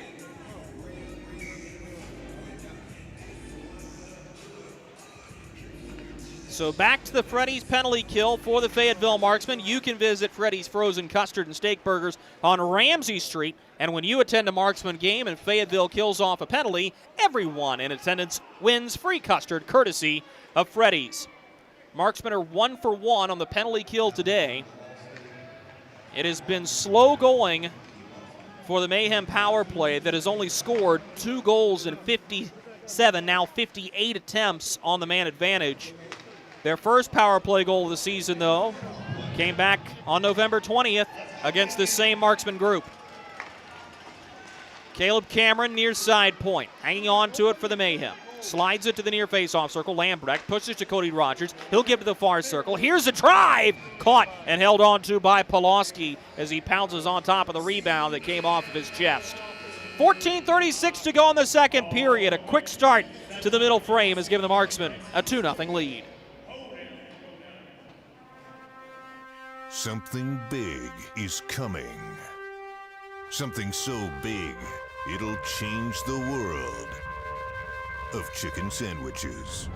Zaxby's new signature sandwich with Zax sauce or new spicy Zax sauce. Because the chicken sandwich war ain't over yet. The new signature sandwich. All the other little sandwiches can run along. We'll take it from here. It's a hockey, it ain't soccer. 14:36 to go in the second period. 2-0 the Fayetteville Marksmen leading the Macon Mayhem through a little bit over 25 minutes of play here at the Macon Coliseum. It's the Mayhem just looking I go to Pensacola and I know right where they... to get back in this contest. The far side boards, Curtis Hansen gives the puck away to Tanner Fraze. This will be pitchforked right back ahead. And going to grab it is Caleb Cameron. Cameron will hang on to the puck and work from behind his own net. Gives to Draplik at the far side boards. Joe Draplik turns it back for Chase DeBari. Too much traffic in front, so the puck will be taken away. Eventually moved right back up ice. DeBari pushes his way through as he looks for Koash ahead. Now Draplik has to help hold the line. Put into open space for Cameron, who will give to the far side point. Draplik playing pitch and catch on the far side boards. Taken by Draplik there. He'll feed it right back behind the net. Given up to the point. This is Draplik hanging on to it. The Mayhem are kind of stuck in that far side corner. Cleared all the way back down by the Marksmen, and that'll kill a fair amount of time. Just 10 seconds to go on the man advantage now for the Mayhem. Backhanded to Don Carter Jr., who will slide a pass to the far boards for Chris Hunt. Shouldered off the puck as this one's jostled free. Behind the net, the Marksman will play it up the near side boards as Farrell bounces it ahead for Bednard. Hunt took the puck away and bounces it back into his own zone for his defensive group. Tyler Becker swings it out to the far side corner, and Cody Rogers will give to Don Carter. Slaps it into the zone. Awkward bounce in front, over top the stick of the attacking forward. And the Marksmen dodge a bullet on an awkward bounce that came off the end boards. Put into open space, and Tyler Becker will work his way forward with it. Taken away by Brendan Hussey. Hussey at the red line, turns and shoots it into attacking ice. That goes off of his stick and misses every pane of glass on the far side of the ice. Face-off will come right back to dead center. 12:36 to go in the second period. Excitement for everybody, and we're fortunate to have a pretty good crop of fans right below us in the broadcast booth. All the moves stood up, were ready to cheer, and the puck took a Super Bowl bounce and missed everybody's stick. Fraze lays it to the far side of the rink toward Shane Bednard, who will possess, negates going into the zone, retreats to the red line, and will shoot it in off the far side boards. Draplik to the puck for the Mayhem. Has it, the far side face-off circle. Shot right back in as Brian Kerrigan will go after it. Kerrigan plays it into open space as he's looking for a little bit of help. A little roller is taken by Bednard now for the Marksmen. Given to the far side of the rink. Laid forward off the skates of Caleb Cameron as he'll come back to it. Cameron plays around of FX Girard, lays it off the far side boards. Nigel Slade is there to retrieve for the Mayhem. Backhands it into the goaltender's trapezoid. It'll be taken away. FX Girard plays it ahead for Tyson Kirkby. Brought back through the middle of the rink. Girard helping Kirkby out. Grabs it at center. Plays the puck forward. Cameron steps in front to take the biscuit. Lays it off the near side glass toward Lambrecht. He pokes it forward. It's intercepted, but dumped right back in by Nigel Slade. Oliveri will give to FX Girard. He'll shoot it into attacking ice, but there to cut it off is Caleb Cameron. He'll headman the puck, and now a chance for DeBari. Off of his stick, Oliveri completes the takeaway. Moves it up ice, but it stretches too far out of his own reach. Settled down by Sam Storman out of Crossfield, Alberta. Gives to Taylor McCloy. McCloy, with a little head fake, will backhand a pass to the far wing, and Kirkby plays it behind the net, looking for McCloy. It hops over his stick. Hussey onto it here with a T-shirt toss going on. Don't know if you saw a flying T-shirt come through the view from our feed. This is Taylor cutting. Backhands behind the net. He'll get it right back with pressure coming from behind by Bryce Farrell. Farrell will give to Wyatt Noski. Turns to the point, Oliveri. Swings to the far point, Storman's drive. Long one, caught and held onto by Stiliadis, with Tyler Becker and Bryce Farrell interlocking with each other at the far side face-off circle. We remind you that the Fayetteville Marksmen are proud to host their second annual Operation Sellout on Friday, December 31st, with a special start time of 6 p.m. All tickets in the building are just $10, and stick around after the game for a post-game skate with your favorite players. To get your Operation Sellout tickets, log on to marksmanhockey.com and click the Tickets tab. That's New Year's Eve, December 31st. Here's a chance in front for the Marksmen. Renault sweeping after it. Stiliadis with a paddle down, keeps it out. To the point, Frazier lays it to the near corner. Bednard now for Fraze. His shot goes wide of the near post. Alexis Girard reaching after the puck. It rolls up his stick to Chris Hunt. Gains the red line, but he'll lose it on a toe drag. He's coming back to retrieve the puck is Bednard. Will backhand to Frazier. And now to Alexis Girard. A saucer pass all the way ahead toward Alex Renault is intercepted and shot back sky high in the air. This is going to be a delay of game penalty. And a strange one. It's going to go against Tyler Becker. And normally you see a player just try to chip the puck over the glass. That was a full send over the Marksman bench and everything. 9:46 to go in the second period. Marksmen are a man up when we return.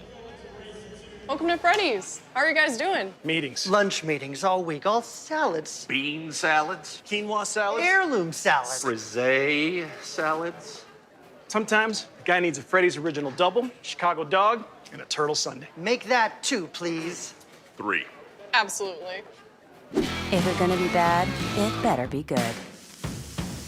Being bad never tasted this good. Freddy's, the experience that puts a smile on your face and the taste that brings you back. 9:46 to go in the second period. The Fayetteville Marksmen go to the St. Peter Pest Control power play for the second time in the hockey game. Tyler Becker off for delay of game, shooting the puck over the glass.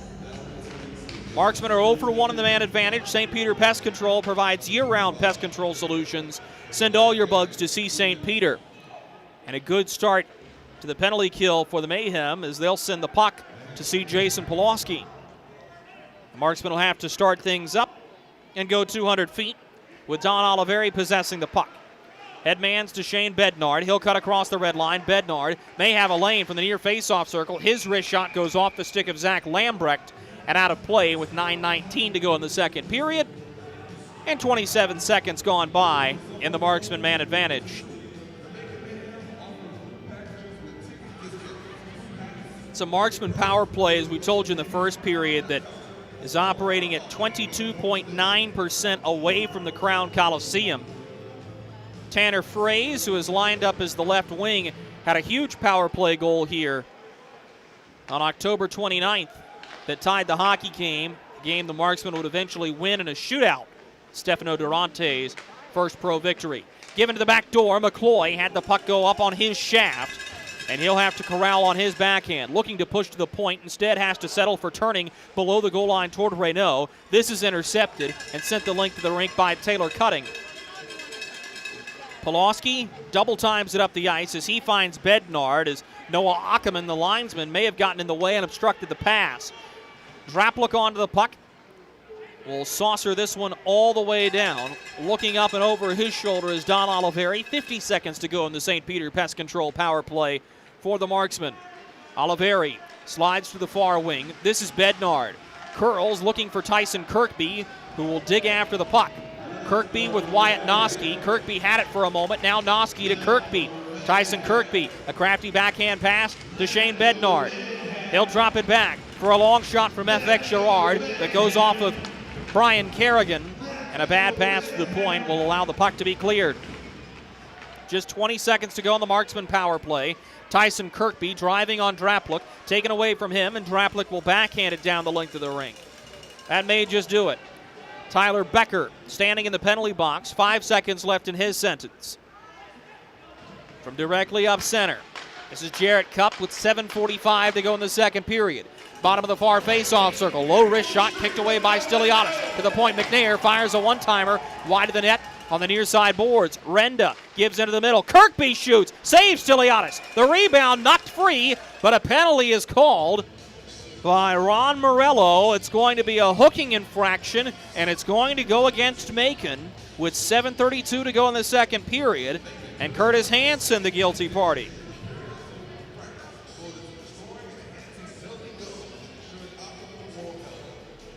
This penalty comes 12:28 into the period. And the Mayhem with a self-inflicted wound here, giving the Marksmen another opportunity on the St. Peter Pest Control power play.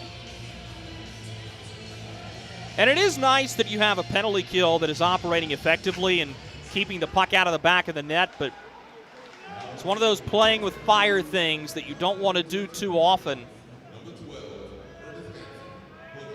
Don Oliveri will drift all the way behind Jason Pulaski.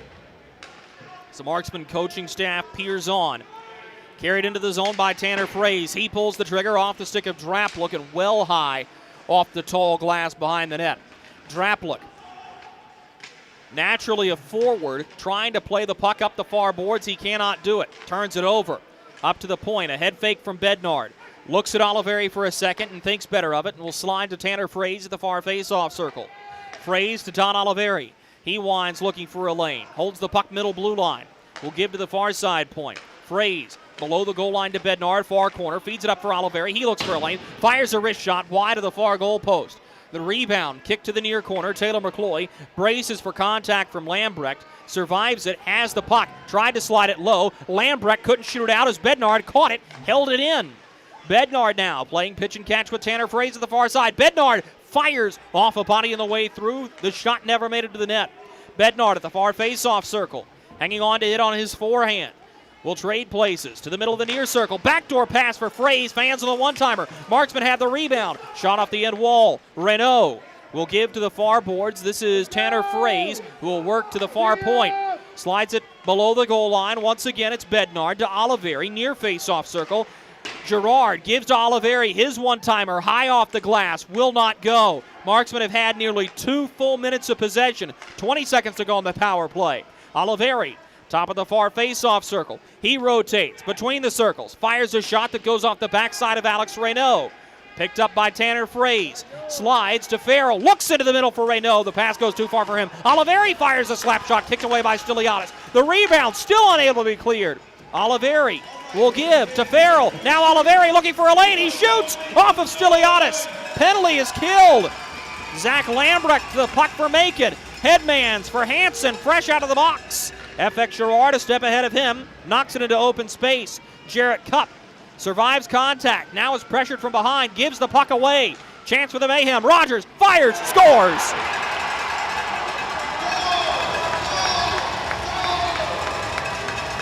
Cody Rogers, with his second goal of the season, used the traffic in front to blow it by Jason Pulaski. And oh, how the momentum turns. After 2 minutes and 5 seconds of continual power play pressure from the Marksmen, doesn't score. Cody Rogers, off the turnover created by Curtis Hanson, puts the puck in the back of the net to cut the deficit in half.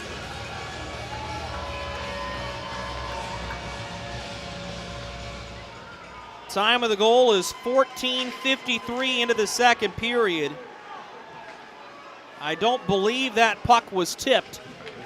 And that'll be Cody Rogers' goal, coming on the heels of a survival penalty kill in the truest sense of the term. Through the middle of the ice, here come the Marksmen. Given to the far side boards. Now Renault gives to Farrell. He scores! Bryce Farrell, something about this building. Lifts it over Stiliadis and gets the goal right back.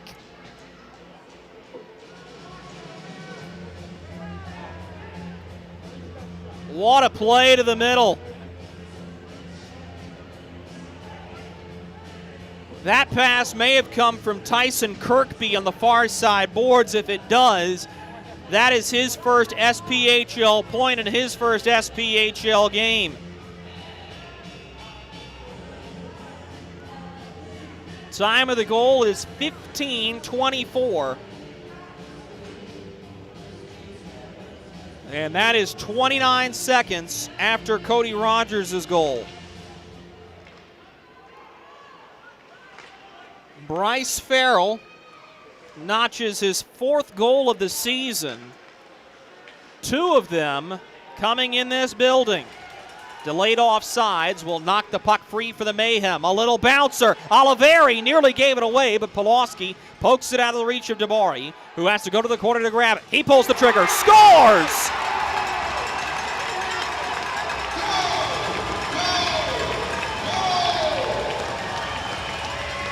Back and forth we go after a first period that saw no scoring. 5 goals here in the second, 3 in a span of less than a minute.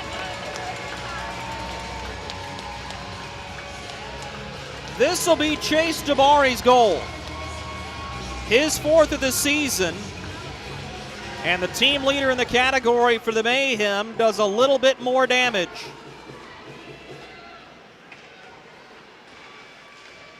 That goal comes 15:48 into the second period. So in the span of 55 seconds, 3 goals, and it's back to a 1-goal deficit for the Mayhem. Given down the near side boards.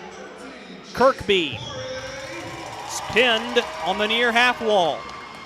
To McCloy, feeds it up to the point for Jarrett Cupp. Bounces it off the far boards for Kirkby behind the net. Tyson Kirkby hanging on to the puck for the Marksmen. Works his way to the near point, backhands it behind the net. McCloy will chase as the Mayhem get to it. Draplik slams it off the far side glass. This is an oscillating puck that is settled and is now a chance for Devin Brink. Toe drags around Renda, lost the puck in the process, and the Marksmen survive back to center. 3:15 to go in the second period. Caleb Cameron headmans the puck, he lost it. Now Farrell ahead, but he's offside. 3:07 to go in the second period. Finally, some offense. 3-2, the Marksmen lead. Freddy's, how are you guys doing? Meetings. Lunch meetings all week, all salads. Bean salads. Quinoa salads. Heirloom salad. Frisee salads. Sometimes a guy needs a Freddy's Original Double, Chicago Dog, and a Turtle Sundae. Make that 2, please. 3. Absolutely. If it's gonna be bad, it better be good. Being bad never tasted this good. Freddy's, the experience that puts a smile on your face and the taste that brings you back. 3:07 to go in the second period. Fayetteville Marksmen leading the Macon Mayhem 3-2 after 3 goals scored in the span of 55 seconds. All sorts of action. The Marksmen scored 2 to open the period. Cody Rogers then scored, and that kicked off what we just saw. Bryce Farrell answered. And then on a nearly identical play, Chase Dabari finds the back of the net. And what we told you was going to be a good hockey game has lived up to the billing. This is Don Carter. Had the puck and lost it to Matt McNair. He stood up by Chris Hunt. Puck knocked free. Cutting makes a play at the red line to backhand it deep into attacking ice. Pulaski out of his net to play it to Frazier. Backhanded to Jarrett Cupp, who took a huge hit but has some puck support. This is Matt McNair out of Adrian College. The Calgary native finds a friendly face in Jarrett Cupp. He'll lift it to Bryce Farrell in attacking ice. Far side face-off circle. Farrell to his knees. Hit hard from behind by Taylor Cutting. Caught him in the numbers. Will keep playing. Oliveri near face-off circle. Will give to Frazier. Now a chance. Stiliadis was ready for it, but I'm not sure if he made the save. If it was knocked down. Brendan Hussey now, 3-on-2 to Don Carter. Pulls the trigger. Pulaski finds it, covers, and now we've got a shoving match in front. Taylor Cutting putting a bear hug. There may be penalties after this one.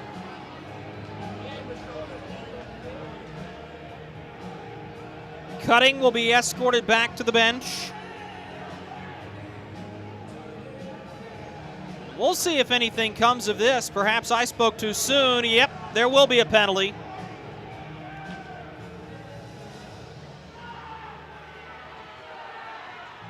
And it's going to be against Bryce Farrell.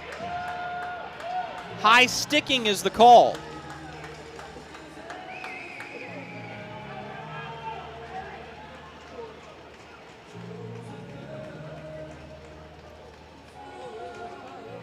So Ron Morello is only going to nab Bryce Farrell. High sticking will be the call.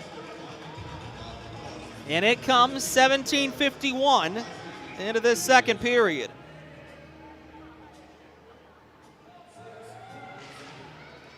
Back to the penalty kill, the Freddy's penalty kill. Go the Fayetteville Marksmen. And a chance for a woebegone power play to tie this hockey game. Oliveri clears the puck all the way down the length of the rink that Caleb Cameron will settle. A good play to Rogers off the inboards. He'll backhand for Hansen. Dropping for Chase DeBari, the most recent goal scorer. DeBari ahead of the blue line. Toe drags, lost the puck, and the Marksman will fly it all the way back down the length of the ice. One-man pressure from Shane Bednard. Caleb Cameron is there. Sends it off the end wall to Rogers. Cody Rogers had his second goal of the season in this hockey game. Hansen stood up at the blue line by McCloy. Backhanded forward with Bednard pressuring. Caleb Cameron, another one of the trained forwards for the Macon Mayhem, being forced into service on the blue line, will now give up for Zach Lambrecht, acquired via trade from the Knoxville Ice Bears. Lambrecht spins on the near boards to Joe Draplick, and now all the way across to the far side point.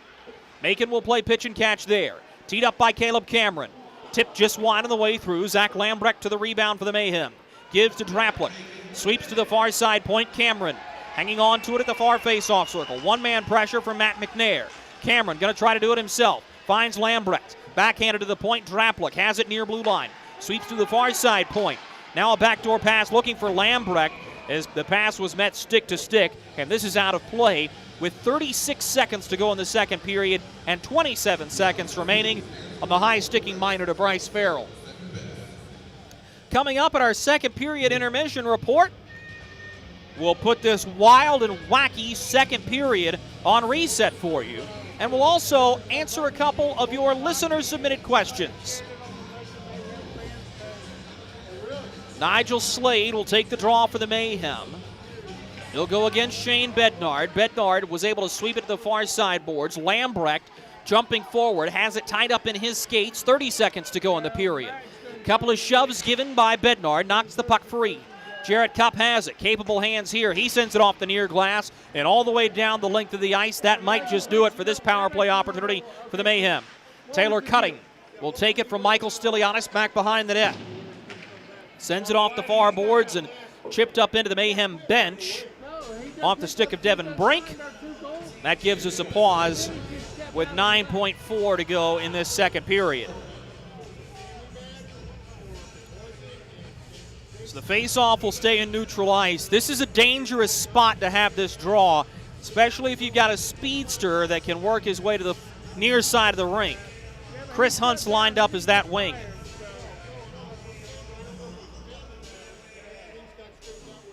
Bednard will take the draw, and his prowess in the face-off circle has been sorely missed while he's been out on injured reserve. Both centers going to be thrown from the circle here as Brendan Hussey and Shane Bednard will work to the near wing.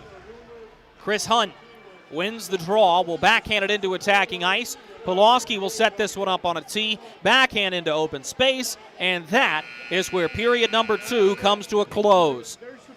The offense opens up as both teams score in bunches in the second period. Through 40 minutes of play, the score, the Fayetteville Marksmen 3 and the Macon Mayhem 2. We'll be right back after these commercials to take you to our second period intermission report. This is Fayetteville Marksmen Hockey. Kelly, you need to unmute yourself. For some, it's just the sound of ice hitting heavy-duty plastic. But for us, it's the signal calling us back to the light. And Greg's house because he just got a new grill. Connecting to Hot Jams playlist. Welcome back, Bud Light legends. It's time to take summer by the coolers. Experience the thrill of being a Fayetteville Marksmen season ticket holder and all the benefits that come along with it, including your same great seat for 28 or 14 home games, exclusive season ticket member events, and an opportunity to enjoy discounts on food and beverage and merchandise at the Crown Coliseum. Skate to marksmanhockey.com/season tickets to learn more. Something big is coming. Something so big, it'll change the world of chicken sandwiches. Zaxby's new signature sandwich with Zax sauce or new spicy Zax sauce. Because the chicken sandwich war ain't over yet. The new signature sandwich. All the other little sandwiches can run along. We'll take it from here. Welcome to Freddy's. How are you guys doing? Meetings. Lunch meetings all week, all salads. Bean salads. Quinoa salads. Heirloom salads. Frisee salads. Sometimes a guy needs a Freddy's original double, Chicago dog, and a turtle sundae. Make that 2, please. 3. Absolutely. If you're gonna be bad, it better be good. Being bad never tasted this good. Freddy's, the experience that puts a smile on your face and the taste that brings you back. Hey you, are you hearing this but not seeing this? You can change that. Follow along with the entire season of Fayetteville Marksmen hockey on Hockey TV. Visit hockeytv.com/subscriptions and get the SPHL TV package to watch every single Fayetteville Marksmen road game this year. That's hockeytv.com/subscriptions.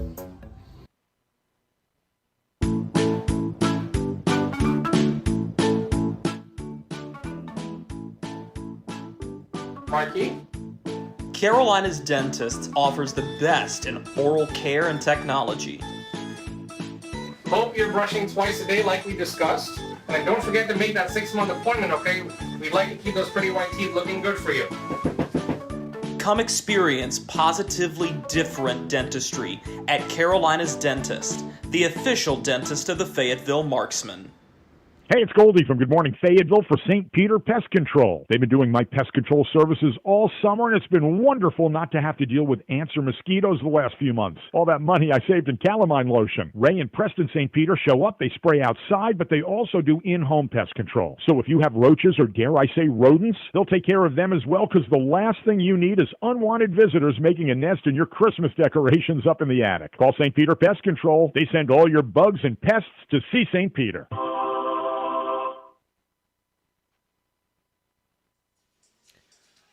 Well, hope you took the time during that commercial break to catch your breath, because that was a lot of action, and it came toward the end of the period. Let's go ahead and put it on reset for you. This is how everything shakes out. It starts just 25 seconds into the middle frame of regulation with Alex Reynaud scoring his second of the season from Shane Bednard and Tanner Fraze on a puck that was just pop-flied right in front of the net. Took an awkward hop, and Stiliadis couldn't find it. Reynaud sweeps it under his legs to put the Marksmen up 1-0. 3 minutes later, Taylor McCloy capitalizes on a feed from the point and Don Oliveri. More of a redirect than anything on a slap pass to score his team-leading 10th goal of the season, his 17th point for the newly adorned captain. Don Oliveri also getting his 10th assist of the season. And it's hard to say Don Oliveri does anything quietly, but when you look at his point production, he has done so while maintaining his aura of being a hard-nosed physical defenseman. Then the Marksmen had 2 straight minutes where the puck did not leave their attacking zone on the power play. They were not able to put it in the back of the net. Cody Rogers gets the puck 20 seconds after the penalty expires, blows it by Jason Pulaski for his second goal of the season. Just 25 seconds later, Bryce Farrell gets it back, his 4th goal of the year, officially assisted by Paul Frazier and Tyson Kirkby. Kirkby gets his first professional point on the assist. And then 20 seconds later, Chase DeBari collects the puck at the blue line, fires a long wrist shot that is a seeing eye that gets right by Jason Pulaski with traffic practically in his lap. Makes the hockey game 3-2, and that is where we stand through 40 minutes of play. Shots on goal for the hockey game for the Fayetteville Marksmen, a game total of 22 and 10 in the second period. And for the Macon Mayhem, 8 for a game total of 18. Woo! A lot to go through in a short amount of time. We're going to step aside for a quick commercial break. Coming back from it, we will answer a couple of your listener-submitted questions right here in the broadcast booth. This is Marksman Hockey. You need to unmute yourself. For some, it's just the sound of ice hitting heavy-duty plastic. But for us, it's the signal calling us back to the light. And to Greg's house, because he just got a new grill. Connecting to Hot Jams playlist. Welcome back, Bud Light legends. It's time to take summer by the coolers. Experience the thrill of being a Fayetteville Marksmen season ticket holder and all the benefits that come along with it, including your same great seat for 28 or 14 home games, exclusive season ticket member events, and an opportunity to enjoy discounts on food and beverage and merchandise at the Crown Coliseum. Skate to marksmanhockey.com/season tickets to learn more. Something big is coming. Something so big, it'll change the world of chicken sandwiches. Zaxby's new signature sandwich with Zax sauce or new spicy Zax sauce. Because the chicken sandwich war ain't over yet. The new signature sandwich. All the other little sandwiches can run along. We'll take it from here. Welcome to Freddy's. How are you guys doing? Meetings. Lunch meetings all week, all salads. Bean salads. Quinoa salads. Heirloom salads. Frisee salads. Sometimes a guy needs a Freddy's Original Double, Chicago Dog, and a Turtle Sundae. Make that 2, please. 3. Absolutely. If it's gonna be bad, it better be good. Being bad never tasted this good. Freddy's, the experience that puts a smile on your face and the taste that brings you back. Hey you, are you hearing this but not seeing this? You can change that. Follow along with the entire season of Fayetteville Marksmen Hockey on Hockey TV. Visit hockeytv.com/subscriptions and get the SPHL TV package to watch every single Fayetteville Marksmen road game this year. That's hockeytv.com/subscriptions. We welcome you back inside the broadcast booth. Drew Blevins with you. It's now time for our Ask the Voice segment, where we answer a couple of your listener-submitted questions right here in the broadcast booth. If you want to have one of your questions answered on a future edition of Ask the Voice, all you have to do is email me at dblevins, that's DBLEVINS, at marksmanhockey.com with your name, where you're listening from, and a good question about hockey or the Fayetteville Marksmen. Our first question comes from a very special person who is listening back in Hope Mills, North Carolina. This one is from my wife, who undoubtedly was watching and heard me in the first period talk about puck cycling and wants to know, what is puck cycling? Great question, honey. Puck cycling is simply a way to describe the movement of the puck in the attacking zone. It is typically done in a circular motion on one side of the ice, thus why it's called cycling. You'll normally see the center get the puck somewhere at the bottom of a face-off circle. He'll give to the wing on the far side boards, and he'll either twist up for a defenseman or another wing who's at the top of that same face-off circle or more in the high slot area. And that puck can go around and around in that three-person circle with different forwards and defensemen coming in to create that cyclical motion. And what you're trying to do in that case is just like a circular vortex. You're trying to suck defenders in And normally it's not the puck cycling that creates that ends up scoring the goal. It's the puck cycling that allows somebody to leak to the back door and for a forward to find him with a pass to put the puck in the back of the net. You'll see a lot of good puck cycling on the power play and a lot of good puck motion on man advantage situations. But that's a fantastic question about puck cycling coming out of Hope Mills, North Carolina. Our other question will come from Stacy, and Stacy is listening in Spring Lake, North Carolina. Stacy wants to know, how do standings points work? Great question, and since we're in the SPHL, I'll explain that standing system first, and then I'll give you a quick bio of how standings points will work in the Olympics, and actually one other pro league, the FPHL, uses the Olympic scoring system. Simply put, the standings points work as follows. If you get a win of any kind, in regulation, overtime, or a shootout, you earn 2 standings points. Bar none, end of story, end of discussion. If you lose a game in regulation, you get no standings points. Sorry, you lose, you go home, try again tomorrow.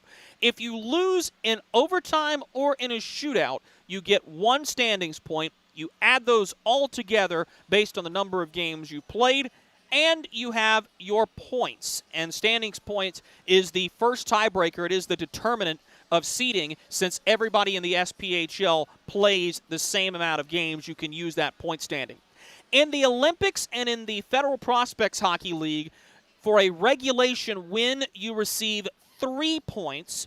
For an overtime or shootout win, you receive 2 points. For an overtime or shootout loss, you receive 1 point. And for a regulation loss, you receive no points. So you can file that into the back of your mind for when February rolls around and you have the men's and women's ice hockey tournament coming up at the Winter Olympics. So thanks so much to my wife Megan and Stacy for their questions on this evening's edition of Ask the Voice. If you want to have one of your questions answered on a future edition of Ask the Voice, all you have to do is email me at dblevins, that's DBLEVINS, at marksmanhockey.com with your name, where you're listening from, and a good question about hockey or the Fayetteville Marksmen.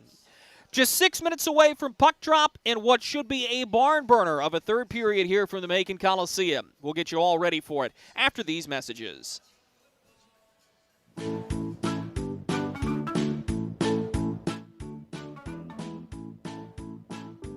Mikey? Carolina's Dentist offers the best in oral care and technology. Hope you're brushing twice a day like we discussed. And don't forget to make that 6-month appointment, okay? We'd like to keep those pretty white teeth looking good for you. Come experience positively different dentistry at Carolina's Dentist, the official dentist of the Fayetteville Marksmen. Hey, it's Goldie from Good Morning Fayetteville for St. Peter Pest Control. They've been doing my pest control services all summer, and it's been wonderful not to have to deal with ants or mosquitoes the last few months. All that money I saved in calamine lotion. Ray and Preston St. Peter show up, they spray outside, but they also do in-home pest control. So if you have roaches or, dare I say, rodents, they'll take care of them as well, because the last thing you need is unwanted visitors making a nest in your Christmas decorations up in the attic. Call St. Peter Pest Control. They send all your bugs and pests to see St. Peter. Experience the thrill of being a Fayetteville Marksmen season ticket holder and all the benefits that come along with it, including your same great seat for 28 or 14 home games, exclusive season ticket member events, and an opportunity to enjoy discounts on food and beverage and merchandise at the Crown Coliseum. Skate to marksmanhockey.com/season tickets to learn more. Something big is coming. Something so big, it'll change the world of chicken sandwiches. Zaxby's new signature sandwich with Zax sauce or new spicy Zax sauce. Because the chicken sandwich war ain't over yet. The new signature sandwich. All the other little sandwiches can run along. We'll take it from here. Welcome to Freddy's. How are you guys doing? Meetings. Lunch meetings all week, all salads. Bean salads. Quinoa salads. Heirloom salads. Frisee salads. Sometimes a guy needs a Freddy's Original Double, Chicago Dog, and a turtle sundae. Make that 2, please. 3. Absolutely. If you're gonna be bad, it better be good. Being bad never tasted this good. Freddy's, the experience that puts a smile on your face and the taste that brings you back. Hey you.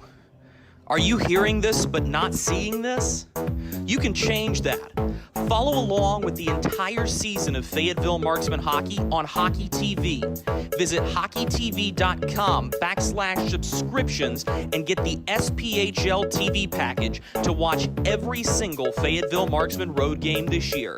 That's hockeytv.com/subscriptions. Welcome back to the Macon Coliseum. Drew Blevins with you for our final segment of the second period intermission report. The Fayetteville Marksmen leading the Macon Mayhem 3-2 through 40 minutes of regulation. Only one other game going on. Just about to start the second period, the Pensacola Ice Flyers have a 1-0 lead on the Huntsville Havoc from the Bay Center in West Florida.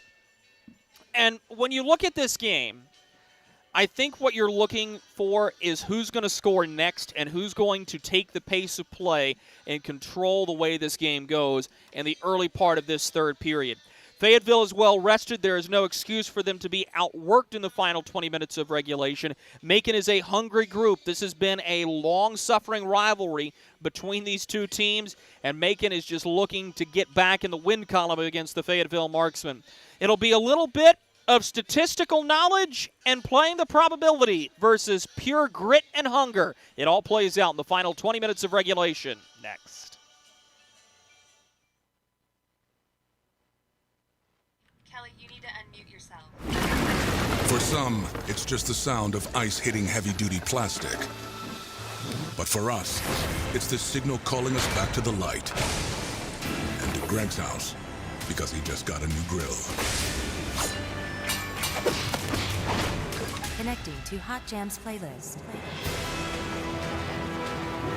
Welcome back, Bud Light legends. It's time to take summer by the coolers.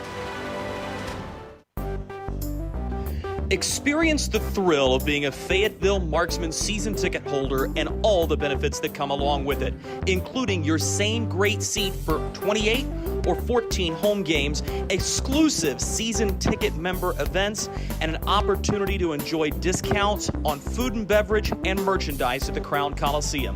Skate to marksmanhockey.com/season tickets to learn more.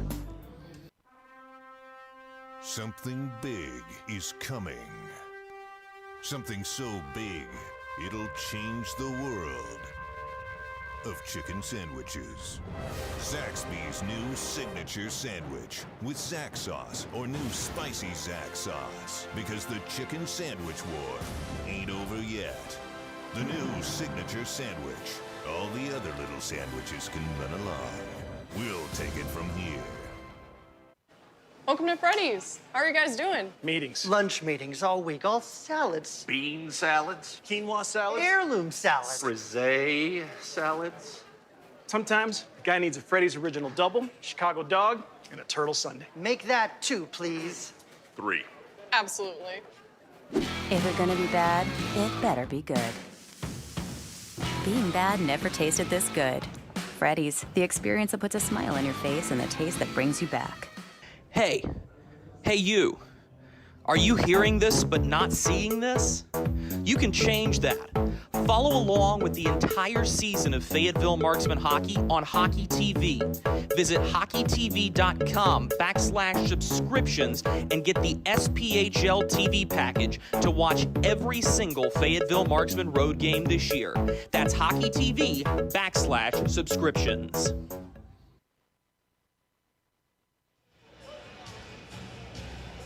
"20 minutes on the clock as both teams are taking their precious time to make their way back onto the playing surface here at the Macon Coliseum. Drew Blevins with you as the Macon Mayhem trail the Fayetteville Marksmen 3-2 as we're nearly set to drop the puck for period number 3.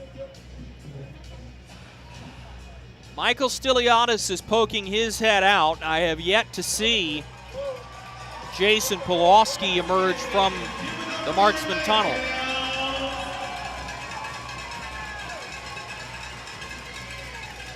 So just late arriving teams here for the start of period number 3.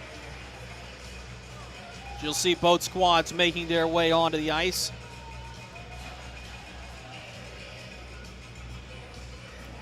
Marksmen looking to seal off what would be their 6th win this year over the Macon Mayhem. This is one they've had to work for.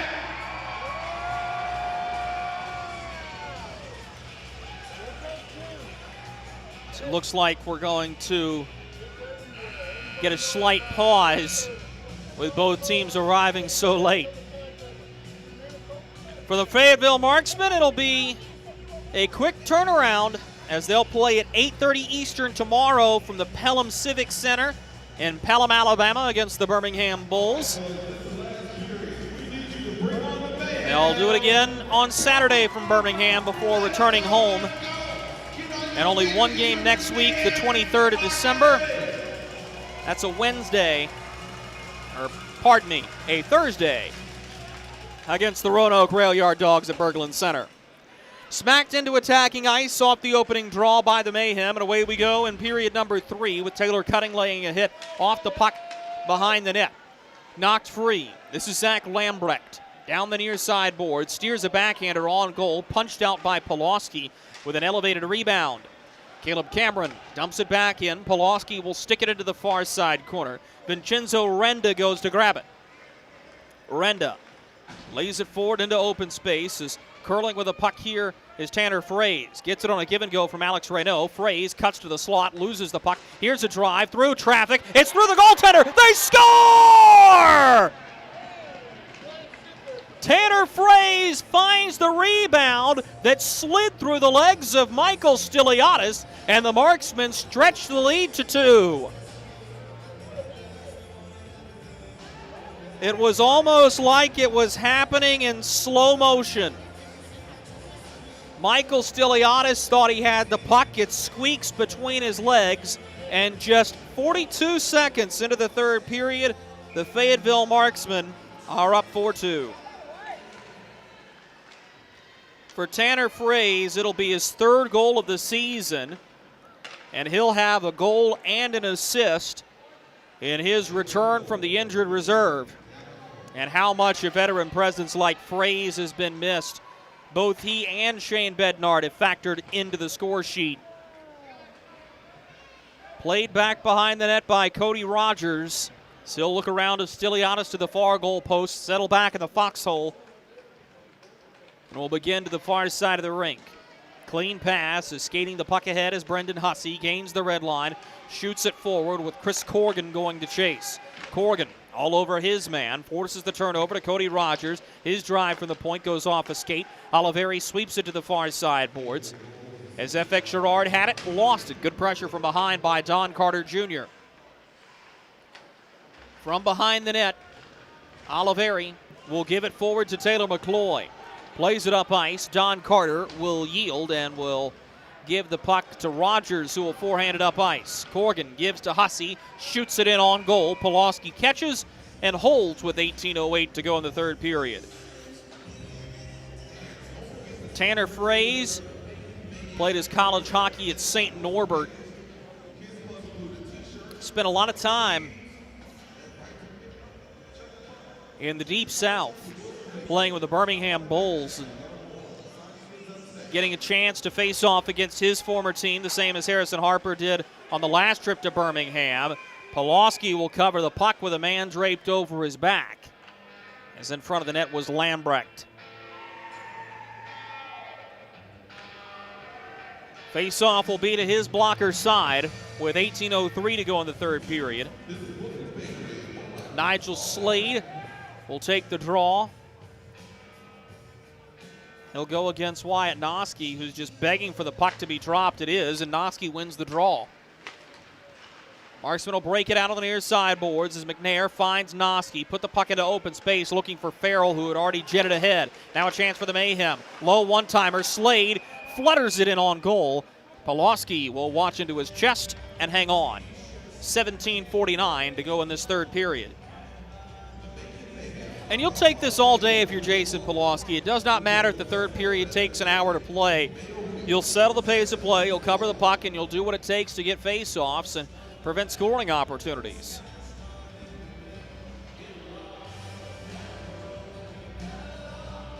Ron Morello has gone over to Zach Desjardins here. And now he's going to go over to the scores table, and I'm not sure why.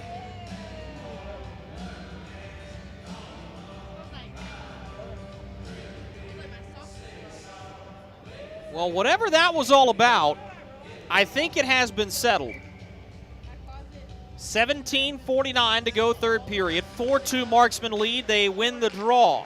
Nearly sprung an odd man rush, but the Mayhem squash it and will dump it below the goal line. Sam Storman breaks it out to Shane Bednard. He lays it forward for Tanner Frazier on his horse to chase the puck. This is going to be icing as Taylor Cutting is the first man back. So a much slower third period, but started nearly as quickly.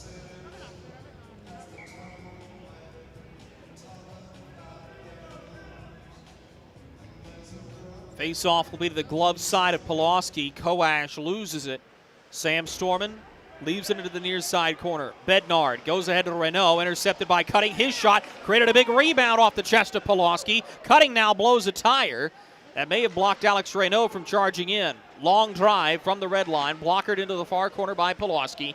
The Marksmen will corral it in their own zone. Renault on the near side board, slides a pass up to center directly. Backhanded into the zone by Tanner Frazier. And out of his net to stop the puck is Stiliadis, with Taylor Cutting taking over possession. 17 minutes to go in the third period. 4-2 Marksmen in the driver's seat. Cutting fakes to the near side and works to Brendan Hussey at the far side. Turned over. Chance for the Marksmen. Stiliadis with a save. Twice in the drive from FX Girard. That was a whole lot of pomp and circumstance for a rather prompt turnover at the far face-off circle, and Stiliadis bails his team out to keep the deficit at 2 with 16:49 to go in the third period.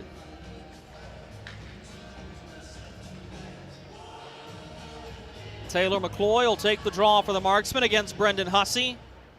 Hussey, one of the 5 former Elmira enforcers in this game. A lot of ex-teammates from the 2022 season competing here tonight.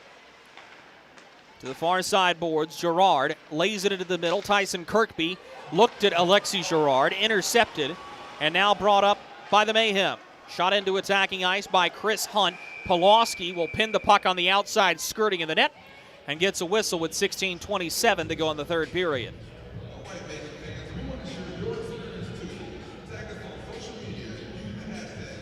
For the Marksmen, this is a lot about, as Corey Melkert said in his pregame interview, going through the process. It's what we would term a get-right weekend. Is between Macon and Birmingham, the combined record of Marksmen opponents this weekend is 6-27-5. And Corey Melkert made no bones about it. He expects 6 points out of this weekend, and it's been a battle here in Middle Georgia.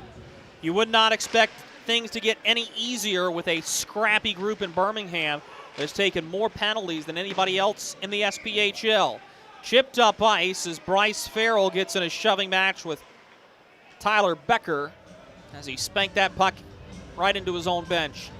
If you're watching along and wondering why is that not a delay of game, but the infraction to Tyler Becker in the second period was, well, Becker's shot went over the high glass behind the bench.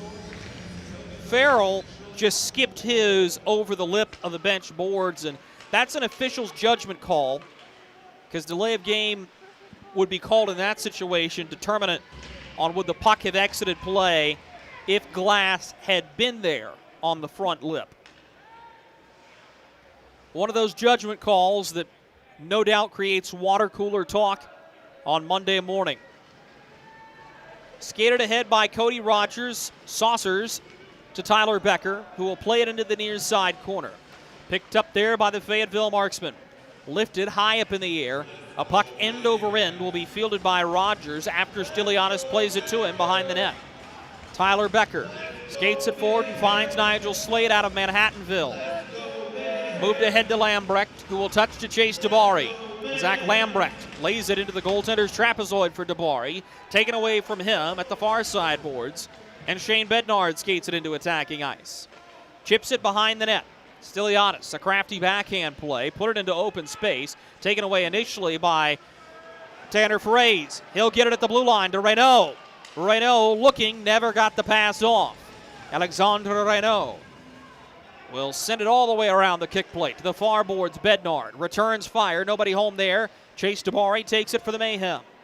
Dabari skates right up Broadway, splitting defenders. Headmans the puck for Tyler Becker, who's been out there a seeming eon. Behind the net, Curtis Hanson chasing after the puck. Played it off the skirting of the cage. Picked up by the Marksmen's Alex Reynaud. Lays it forward. As the Mayhem go into their own zone to retrieve. Bednard got to stick to the puck, disrupting Caleb Cameron, but only momentarily. Cameron looks up beyond Don Carter, beyond Chris Hunt. This is going to be icing. No, it was waved by Noah Ackerman, the linesman on the far side of the rink. Taylor Cutting has it at the red line. Shoots this one high off the glass.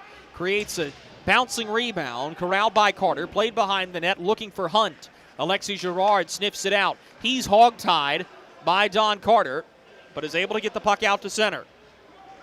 Now Taylor Cutting, stepping two. He's tripped up by Don Oliveri. Back behind the net, the Mayhem had the puck as Cutting went for a ride. Chris Hunt from the far corner, driving in. Hunt tried to spin a backhander toward the net as he was hauled down, and this is going to be a hooking penalty against the Fayetteville Marksmen. The Mayhem go to the man advantage when we come back.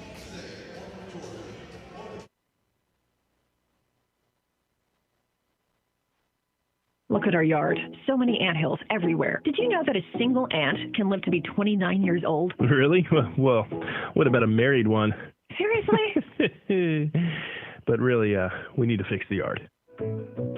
St. Peter Pest Control handles all your mosquitoes, ants, spiders, cockroaches, and even rodents. St. Peter Pest Control provides full home pest protection and consistent treatment of ants and mosquitoes in your yard, too. At St. Peter Pest Control, we send all your bugs to see St. Peter. 13:47 to go in the in the third period. But Paul Frazier whistled for hooking. Will give the Macon Mayhem an opportunity on the power play again. Things have not gone well on the man advantage for either side tonight. But the Marksmen go back onto the Freddy's penalty kill. They are perfect on the evening. Face off to the glove side of Pulaski, won by the Mayhem.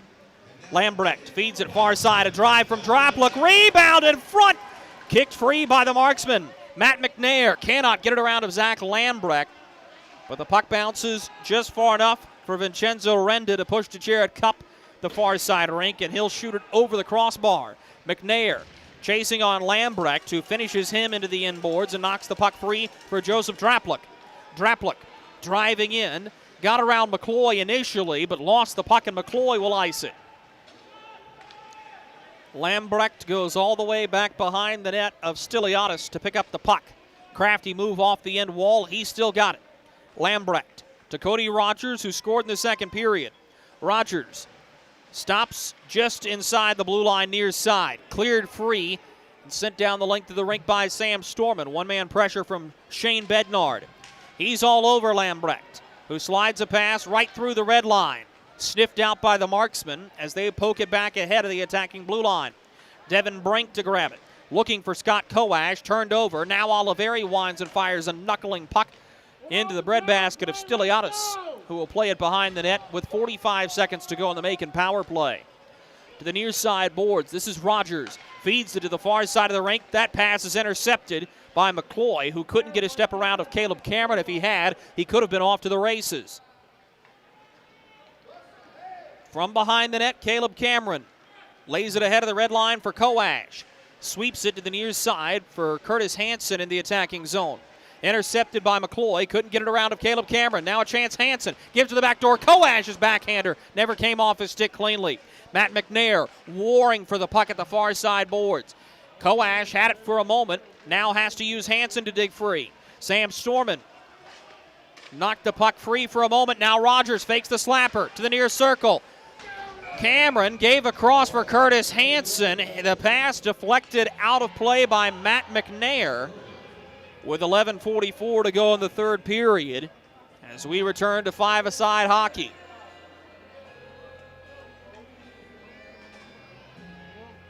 Not sure why Caleb Cameron didn't look to pull the trigger there on what was nearly a tailor-made one-timer opportunity.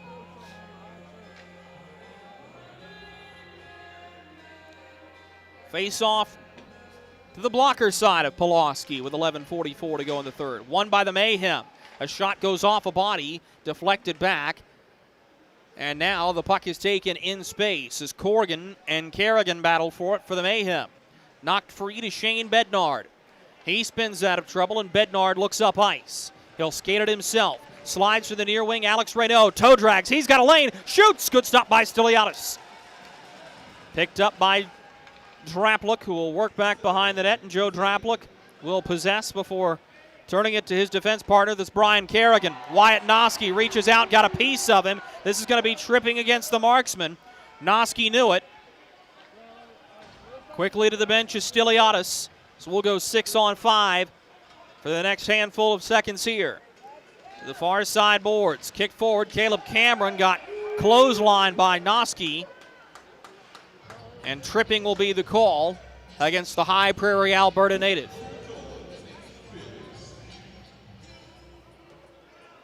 Just as we told you, Macon did not want to get caught taking too many penalties in a second period. So too, the Marksmen don't want to get caught giving away chances at the end of this game.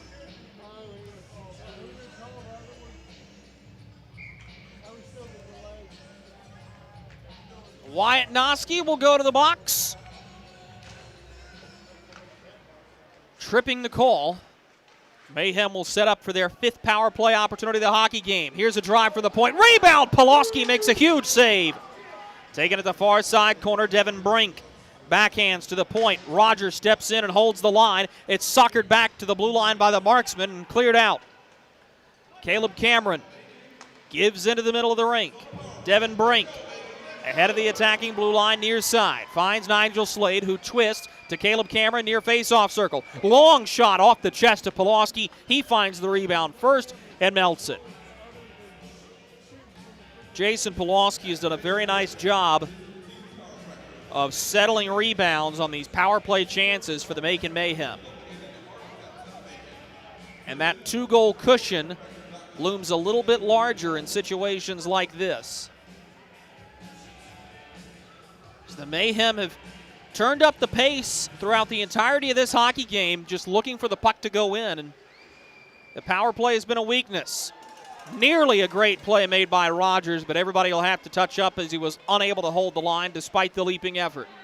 Lambrecht at the near blue line, slid into the middle for Nigel Slade. The pass sniffed out and taken by Shane Bednard. To the near side boards and Don Oliveri. He'll give across to the far defenseman, and now a headman play for Bednard at the red line. He just wants to kill time and will give back to Oliveri. Winds, fakes, and will give to Girard. Alexi Girard, that is, who will send it all the way down the length of the ice. 50 seconds to go in the Wyatt Noski minor. Kerrigan for the Mayhem. Headmans the puck immediately to Koash. He twists and fires ahead. Has a cutting chase to Bari. Pulaski out of his net to play the puck and help his own cause. To the far boards. Good battle for it. Puck is taken free by Draplik. Joseph Draplik bobbing and weaving at center ice. Cuts to the near side boards, runs out of real estate as McCloy took it away there and sent on goal down the length of the ice. 15 seconds to go in the power play for the Mayhem. Headman to Koash. Gives to the far side boards. Dabari found Curtis Hanson. He's taken down as he took most of Tanner Fraser's stick with him. Pulaski just shoots to the near boards. Got it out to center as out of the box comes Noski. Slapped back in by Caleb Cameron. Out of his net to play the puck. Pulaski sweeps it behind the cage for Jarrett Cupp. Given to the far side boards. Now a drive in. A good move made by Bednard. Lost the puck at the blue line, though. Mayhem will just work to the red line, no further. Now finally swept into open space. Fanned on by Alexis Girard. Touch forward, Brendan Hussey gives to the slot. FX Girard knocks the puck away on a fantastic defensive effort. Back the other way come the Marksmen. McCloy avoids a hip check from Cutting. Shoots. Blocker to side by Stiliadis to the point. Girard feeds Frazier. His drive knocked down on traffic on the way through. Rebound chance. A good shot blocked by Brendan Hussey. Alexis Girard, it's Taylor McCloy. Spins it low for Alex Reynaud. He's pinned by his number opposite, Caleb Cameron, who knocked the puck free for Brendan Hussey. Sent off the far side glass, and the line is held by Alexis Girard.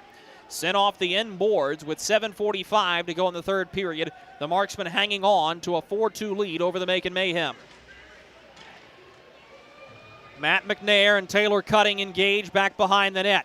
McNair will give a couple of shoves. Taylor Cutting keeps an eye on the 2 and the 0 in front of him. Now McNair goes after the puck. Here's a hard hit on the far side boards. McNair opens things up for Farrell. His one-timer kicked away by Stiliadis. The rebound cleared out to center, utilizing the far side glass by Taylor Cutting. Cutting will receive the puck at the far face-off circle in his own zone. Just chipped ahead by Devin Brink. This will be icing if it reaches the goal line, and it does. 7:08 to go in the third period. The Fayetteville Marksmen in control, 4-2.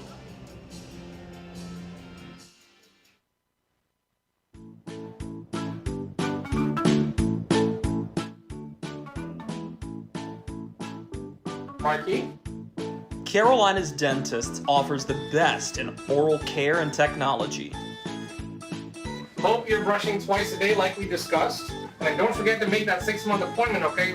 We'd like to keep those pretty white teeth looking good for you. Come experience positively different dentistry at Carolina's Dentist, the official dentist of the Fayetteville Marksmen. 7:08 to go in the third period. The Fayetteville Marksmen 4, the Macon Mayhem 0, and what has been a good hockey game, and really just good to gather back around your TV, computer screen, or however you're following along with us and hear Marksman hockey for the first time in 10 days. You'll get a second and third helping of it as the Fayetteville Marksmen continue the road swing. They'll be in Birmingham tomorrow night at 8:30 p.m., and on Saturday they'll stay in Birmingham for an 8 p.m. puck drop. You can follow along on Hockey TV or the Marksman Radio Network. Pre-game coverage starting 15 minutes before puck drop. Face-off is won by the Mayhem, and they'll spin it to the near side boards. Looking up through center, Lambrecht got the better of Cup as this puck is just knocked back into attacking ice by the Marksmen, who want nothing more than to get out of this game without any further incident or any close calls in front of the net. DeBari finished into the near side corner. Jarrett Cup has the puck. Flips it up through the middle of the rink. Rogers took it away, and Jarrett Cup will sweep to the far side boards. Held on to by Tyler Becker. Gives through center to Koash, who pushed to the far wing. Off the stick, the Marksman defender that was Frazier of the far boards and out of play. Fans, if you want to celebrate your child's birthday with us, you can log on to marksmanhockey.com/birthday packages to learn more about our birthday opportunities. Every birthday package comes with 15 game tickets, an opportunity to meet Markey, and a lifetime worth of memories. That's marksmanhockey.com/birthday packages. Moved ahead to Taylor McCloy, who will shoot it back to the end boards. Brendan Hussey is there, that's Draplik, who will play behind the net for Brian Kerrigan. Kerrigan loops once, loops twice to the far goal post, and now passes to the far wing. Moved into space where Don Carter is taken down awkwardly by Sam Storman. Carter is slow to get up, still on his knees as the Marksmen have the puck. Carter clearly laboring, moved ahead, breakaway chance for the Marksmen. A wrist shot wide of the far goal post. Let's see if we'll get a whistle if the Mayhem touch the puck. Don Carter, a warrior to get off to the bench. He's clearly in pain. Puck is pinned to the Marksman zone on the near side boards. Taylor McCloy, the captain, spins out of pressure, looking for Tyson Kirkby. Puck knocked away. Kirkby has an assist in this game, his first professional point. Brought ahead of the red line and backhanded into open space. Going to get it, Chris Corrigan on top of his man, that's Frazier. Swept to the far side boards. Bryce Farrell skates it around to Brendan Hussey. Has Noski going with him. Shoots it on goal to Stiliadis, who thought about playing it out, cannot. Now Wyatt Noski has his man in a headlock. That's Caleb Cameron. Meanwhile, we've got Taylor Cutting going with Bryce Farrell at the top of the far face-off circle. Chris Hunt is going to grab someone. Chris Corrigan is going to grab someone. And that seems more perfunctory than harmful.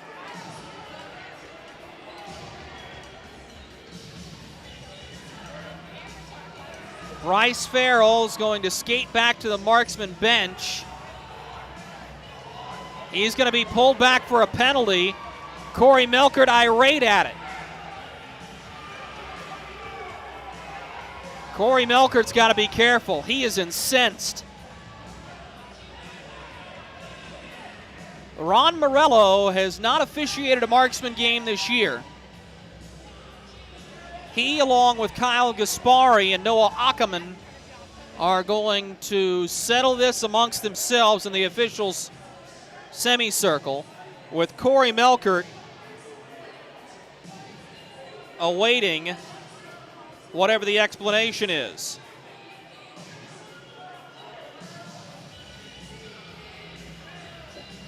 .508 to go, third period. And for Taylor Cutting, the proverbial bubble has burst.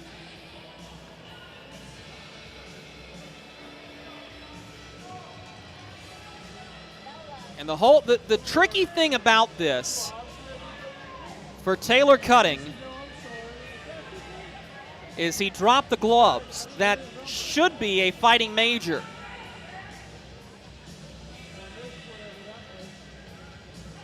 Ron Morello will give all the penalties to the scorer's table. And now we'll talk with the captains.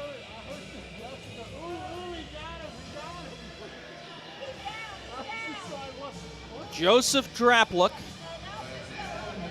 and Shane Bednard will receive the explanations. And now Ron Morello is going to have the unenviable task of delivering the news to Corey Melkert.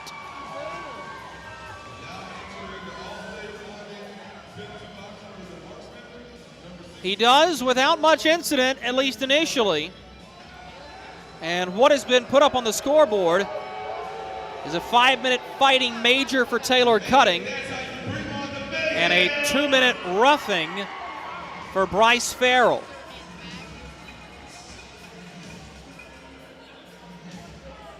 So the Marksmen are going to come away with a 3-minute power play at the end of this. Fans here in Macon aren't particularly thrilled with it, but Cutting fortunate to get away with just the fighting major, as if you drop the gloves with an unwilling combatant, you can receive an instigator or an aggressor penalty. As this puck rolls in to Stiliadis, who will freeze as we near that final media timeout. And initially, I thought that's what Cutting was going to receive, was some form of additional minor. He did not. So the face-off will be to the glove side of Stiliadis. And now for the Mayhem, you're scrambling because until you hit the 8-second mark to go in this hockey game, you're down to 3 true blue defensemen. This is Rogers. Slides the puck into the middle of the ice. He was looking for a backdoor forward that was Hussey, who will pressure here. Matt McNair for the Marksmen will drop it behind the net, and here comes Fayetteville. This is Jarrett Cupp. Slides by one man, drops behind for Vincenzo Renda. The defenseman will take it to the far side face-off circle. Backhands to Matt McNair, who's looking at it in open space. This will just be pitchforked to head around Renda. Now behind the net, Nigel Slade had it knocked off of his stick. Everybody digging after it. Tyson Kirkby, the first in. 4:10 to go in the second period. A minute gone by, the minor penalty to Bryce Farrell. Hard hit delivered Into the near side corner, knocked the puck free, but the Marksmen have it. Noski sweeps to Sam Storman. Far side of the rink, Kirkby gives it right back up to the point. He squares up, long shot. Noski may have gotten a piece of it. Stiliadis a step better. Tyson Kirkby in the near side corner. Kirkby hanging on to the puck on his backhand. He makes a move to the middle, lost it off of his forehand. Kirkby now pressured in the near side corner. Wyatt Noski chasing it as Tyler Becker knocks it away from him. To the far side boards, it'll be handled by Cody Rogers. Rogers drops for Scott Koash, who's going to skate it back. Koash starts his engine. Brings it right up center. Scott Koash tried to drive through the defenseman. He could not. Now held far side faceoff circle. Dabari looked for Caleb Cameron. Frazier has it in the far side corner. Paul Frazier delivers a pass quickly ahead. Tanner Fraze avoids a hit from Draplik. Brought it ahead. Now Fraze has a breakaway chance. Backdoor pass. It goes just wide. Had Bednard going to the net. Now saucered into the middle. A one-timer from McCloy blocked by Dabari. Rebound chance. Caleb Cameron stops the goal. Stuck out his leg and got a piece with it. Herculean effort on the penalty kill. Marksman 20 seconds into a St. Peter Pest Control power play that is abbreviated. 2:40 to go in the hockey game. Oliveri gives to the middle. Renault will find Shane Bednard, top of the near face-off circle. Parallel, he will send it low. To the point now, Oliveri sweeps to the near side corner. This is Shane Bednard. Works around the near circle. Turns to Tanner Fraze, who tried to tuck it at the near goal post. Sealed away by Stiliadis. Far side circle. Renault finds Bednard. He shoots, he scores! Shane Bednard will add a goal to his resume for the night. And the Marksmen stretch the lead to 3 with a power play marker from Shane Bednard. You could just sense it coming with the amount of pressure that the Fayetteville Marksmen were able to provide there. And a late third period goal should put the icing on the cake for the Fayetteville Marksmen. Time of the goal will be 17:46 as Bednard beats Stiliadis. And despite the excitement in the second period, the Fayetteville Marksmen are going to improve to 12-6-0, and they will have their 6th straight victory over the Macon Mayhem and remain perfect in the season series this year.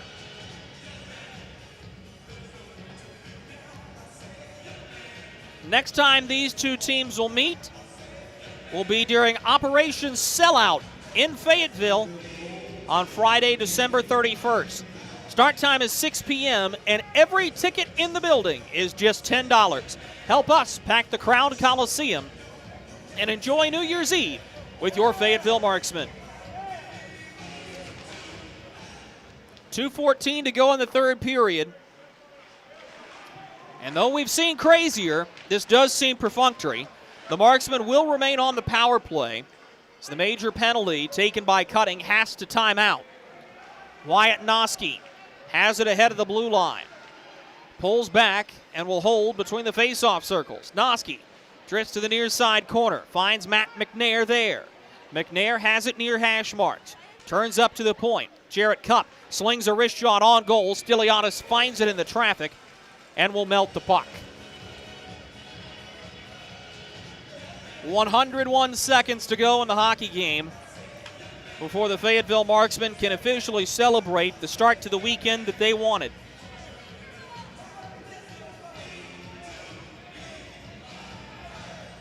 Face-off will be to the blocker's side of Stiliadis. Pushed up to the point, Jarrett Cupp. Swings out to the far side face-off circle, giving it to the middle for Noski off of his forehand. Matt McNair feeds to Jarrett Cupp. He winds and fires through traffic, blocked on the way through. Mayhem to the puck.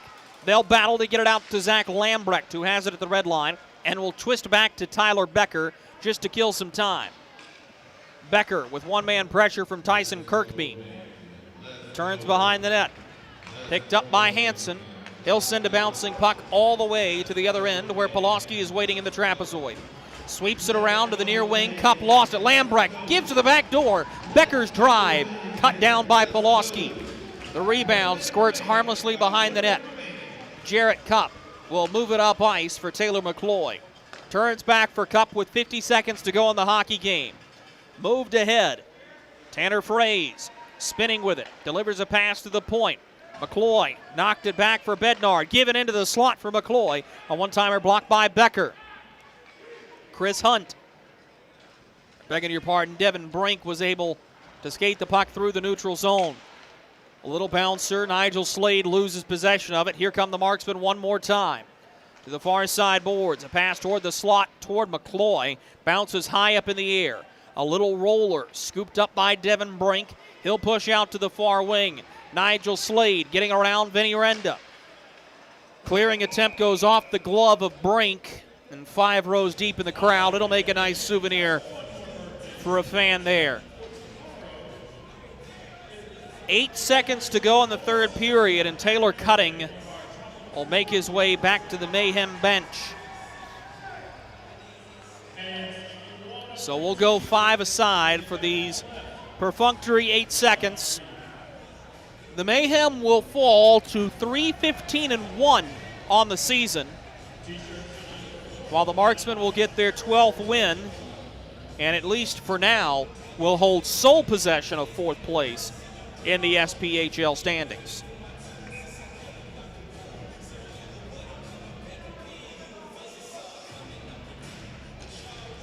Face-off won by the Marksmen.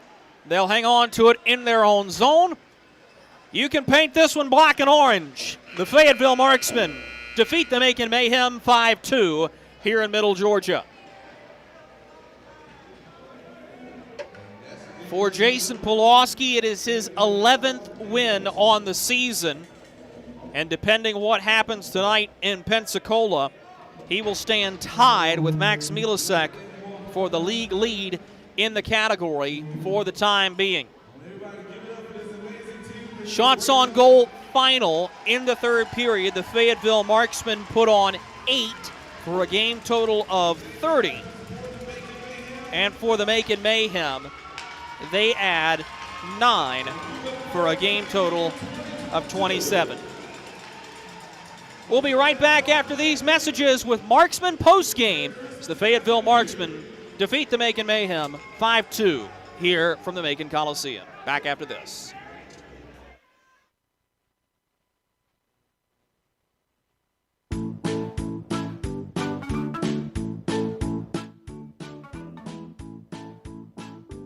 Mikey? Carolina's Dentist offers the best in oral care and technology. Hope you're brushing twice a day like we discussed. And don't forget to make that 6-month appointment, okay? We'd like to keep those pretty white teeth looking good for you. Come experience positively different dentistry at Carolina's Dentist, the official dentist of the Fayetteville Marksmen. Baby, we have spiders on every corner outside our house. Okay, I'll call someone to take care of it. Baby, we have fire ants all over the yard. Alrighty, I'll call someone else to take care of that. Baby, these mosquitoes, you have got to go. Here we go again. One call to St. Peter Pest Control provides all these services. Total pest protection for one low monthly payment. At St. Peter Pest Control, we send all your bugs to see St. Peter. Hey you.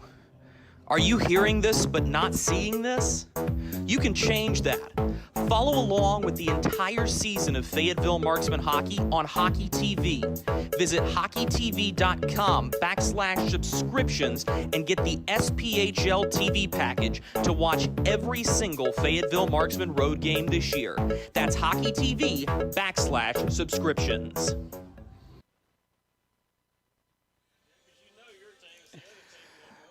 We welcome you back inside the Macon Coliseum. A victorious night for the Fayetteville Marksmen as they defeat the Macon Mayhem by a final count of 5-2. Let's go ahead and put this game on reset for you. Both teams go 0 for 1 in the power play in the first period, but just 25 seconds into the second period, Alex Reynaud scores an even strength marker, his second of the season, from Shane Bednard and Tanner Frazier. Just monumental for those two guys coming off the 30-day IR to be the ones to get the assist on the game's opening goal, and it shows you just how important they are to this Marksman group. And just a very cool moment to see them be the one to assist on the Renault goal. 3 minutes later, it's Taylor McCloy redirecting a slap pass from Don Oliveri that goes over top of Michael Stiliadis. Made it 2-0. And then after 2 continuous minutes of pressure without so much as a single clear, Cody Rogers bails his team out after a Herculean survival penalty kill, slaps one beyond the reach of Jason Pulaski to make it 2-1. 29 seconds later, Bryce Farrell will get the goal back for the Marksmen. His 4th of the season, 2nd of the year in this building, comes from Paul Frazier and Tyson Kirkby. Kirkby, with the assist, has his first professional point. But just 24 seconds later, Chase DeBari is able to fling a wrist shot by Jason Pulaski to make it 3-2. That's where we would stand at the end of the second period. A fast start to the third as Tanner Frazier finds a rebound that squirts through the legs of Michael Stiliadis. He was the only one who knew where the puck was. He puts it in the back of the net. And then on the major power play, Shane Bednard gets his first goal of the season to add to his 4 assists. Makes it 5-2 with Alex Renault and Don Oliveri assisting on the Bednard marker. Your 3 stars of the game tonight, all 3 coming from the Fayetteville Marksmen. The 3rd star, Bryce Farrell, who I thought had a very nice game this evening, had the goal. The 2nd star is Tanner Frazier with a goal and an assist. And Shane Bednard is the number 1 star with a goal and an assist tonight. Big win for the Fayetteville Marksmen, but not a lot of time to celebrate because they will be on the road making their way to Pelham, Alabama to take on the Birmingham Bulls tomorrow night. That will be our next telecast and radio broadcast. You can catch us on Hockey TV as well as the Marksman Radio Network. Pre-game coverage will begin at 8:15 for an 8:30 puck drop. That'll do it for us here on a fine Thursday night in Macon, Georgia. The final score one last time. The Fayetteville Marksmen, 5, and the Macon Mayhem, 2. We hope you enjoyed it as much as we enjoyed bringing it to you. Until next time, I'm Drew Blevins. Good night.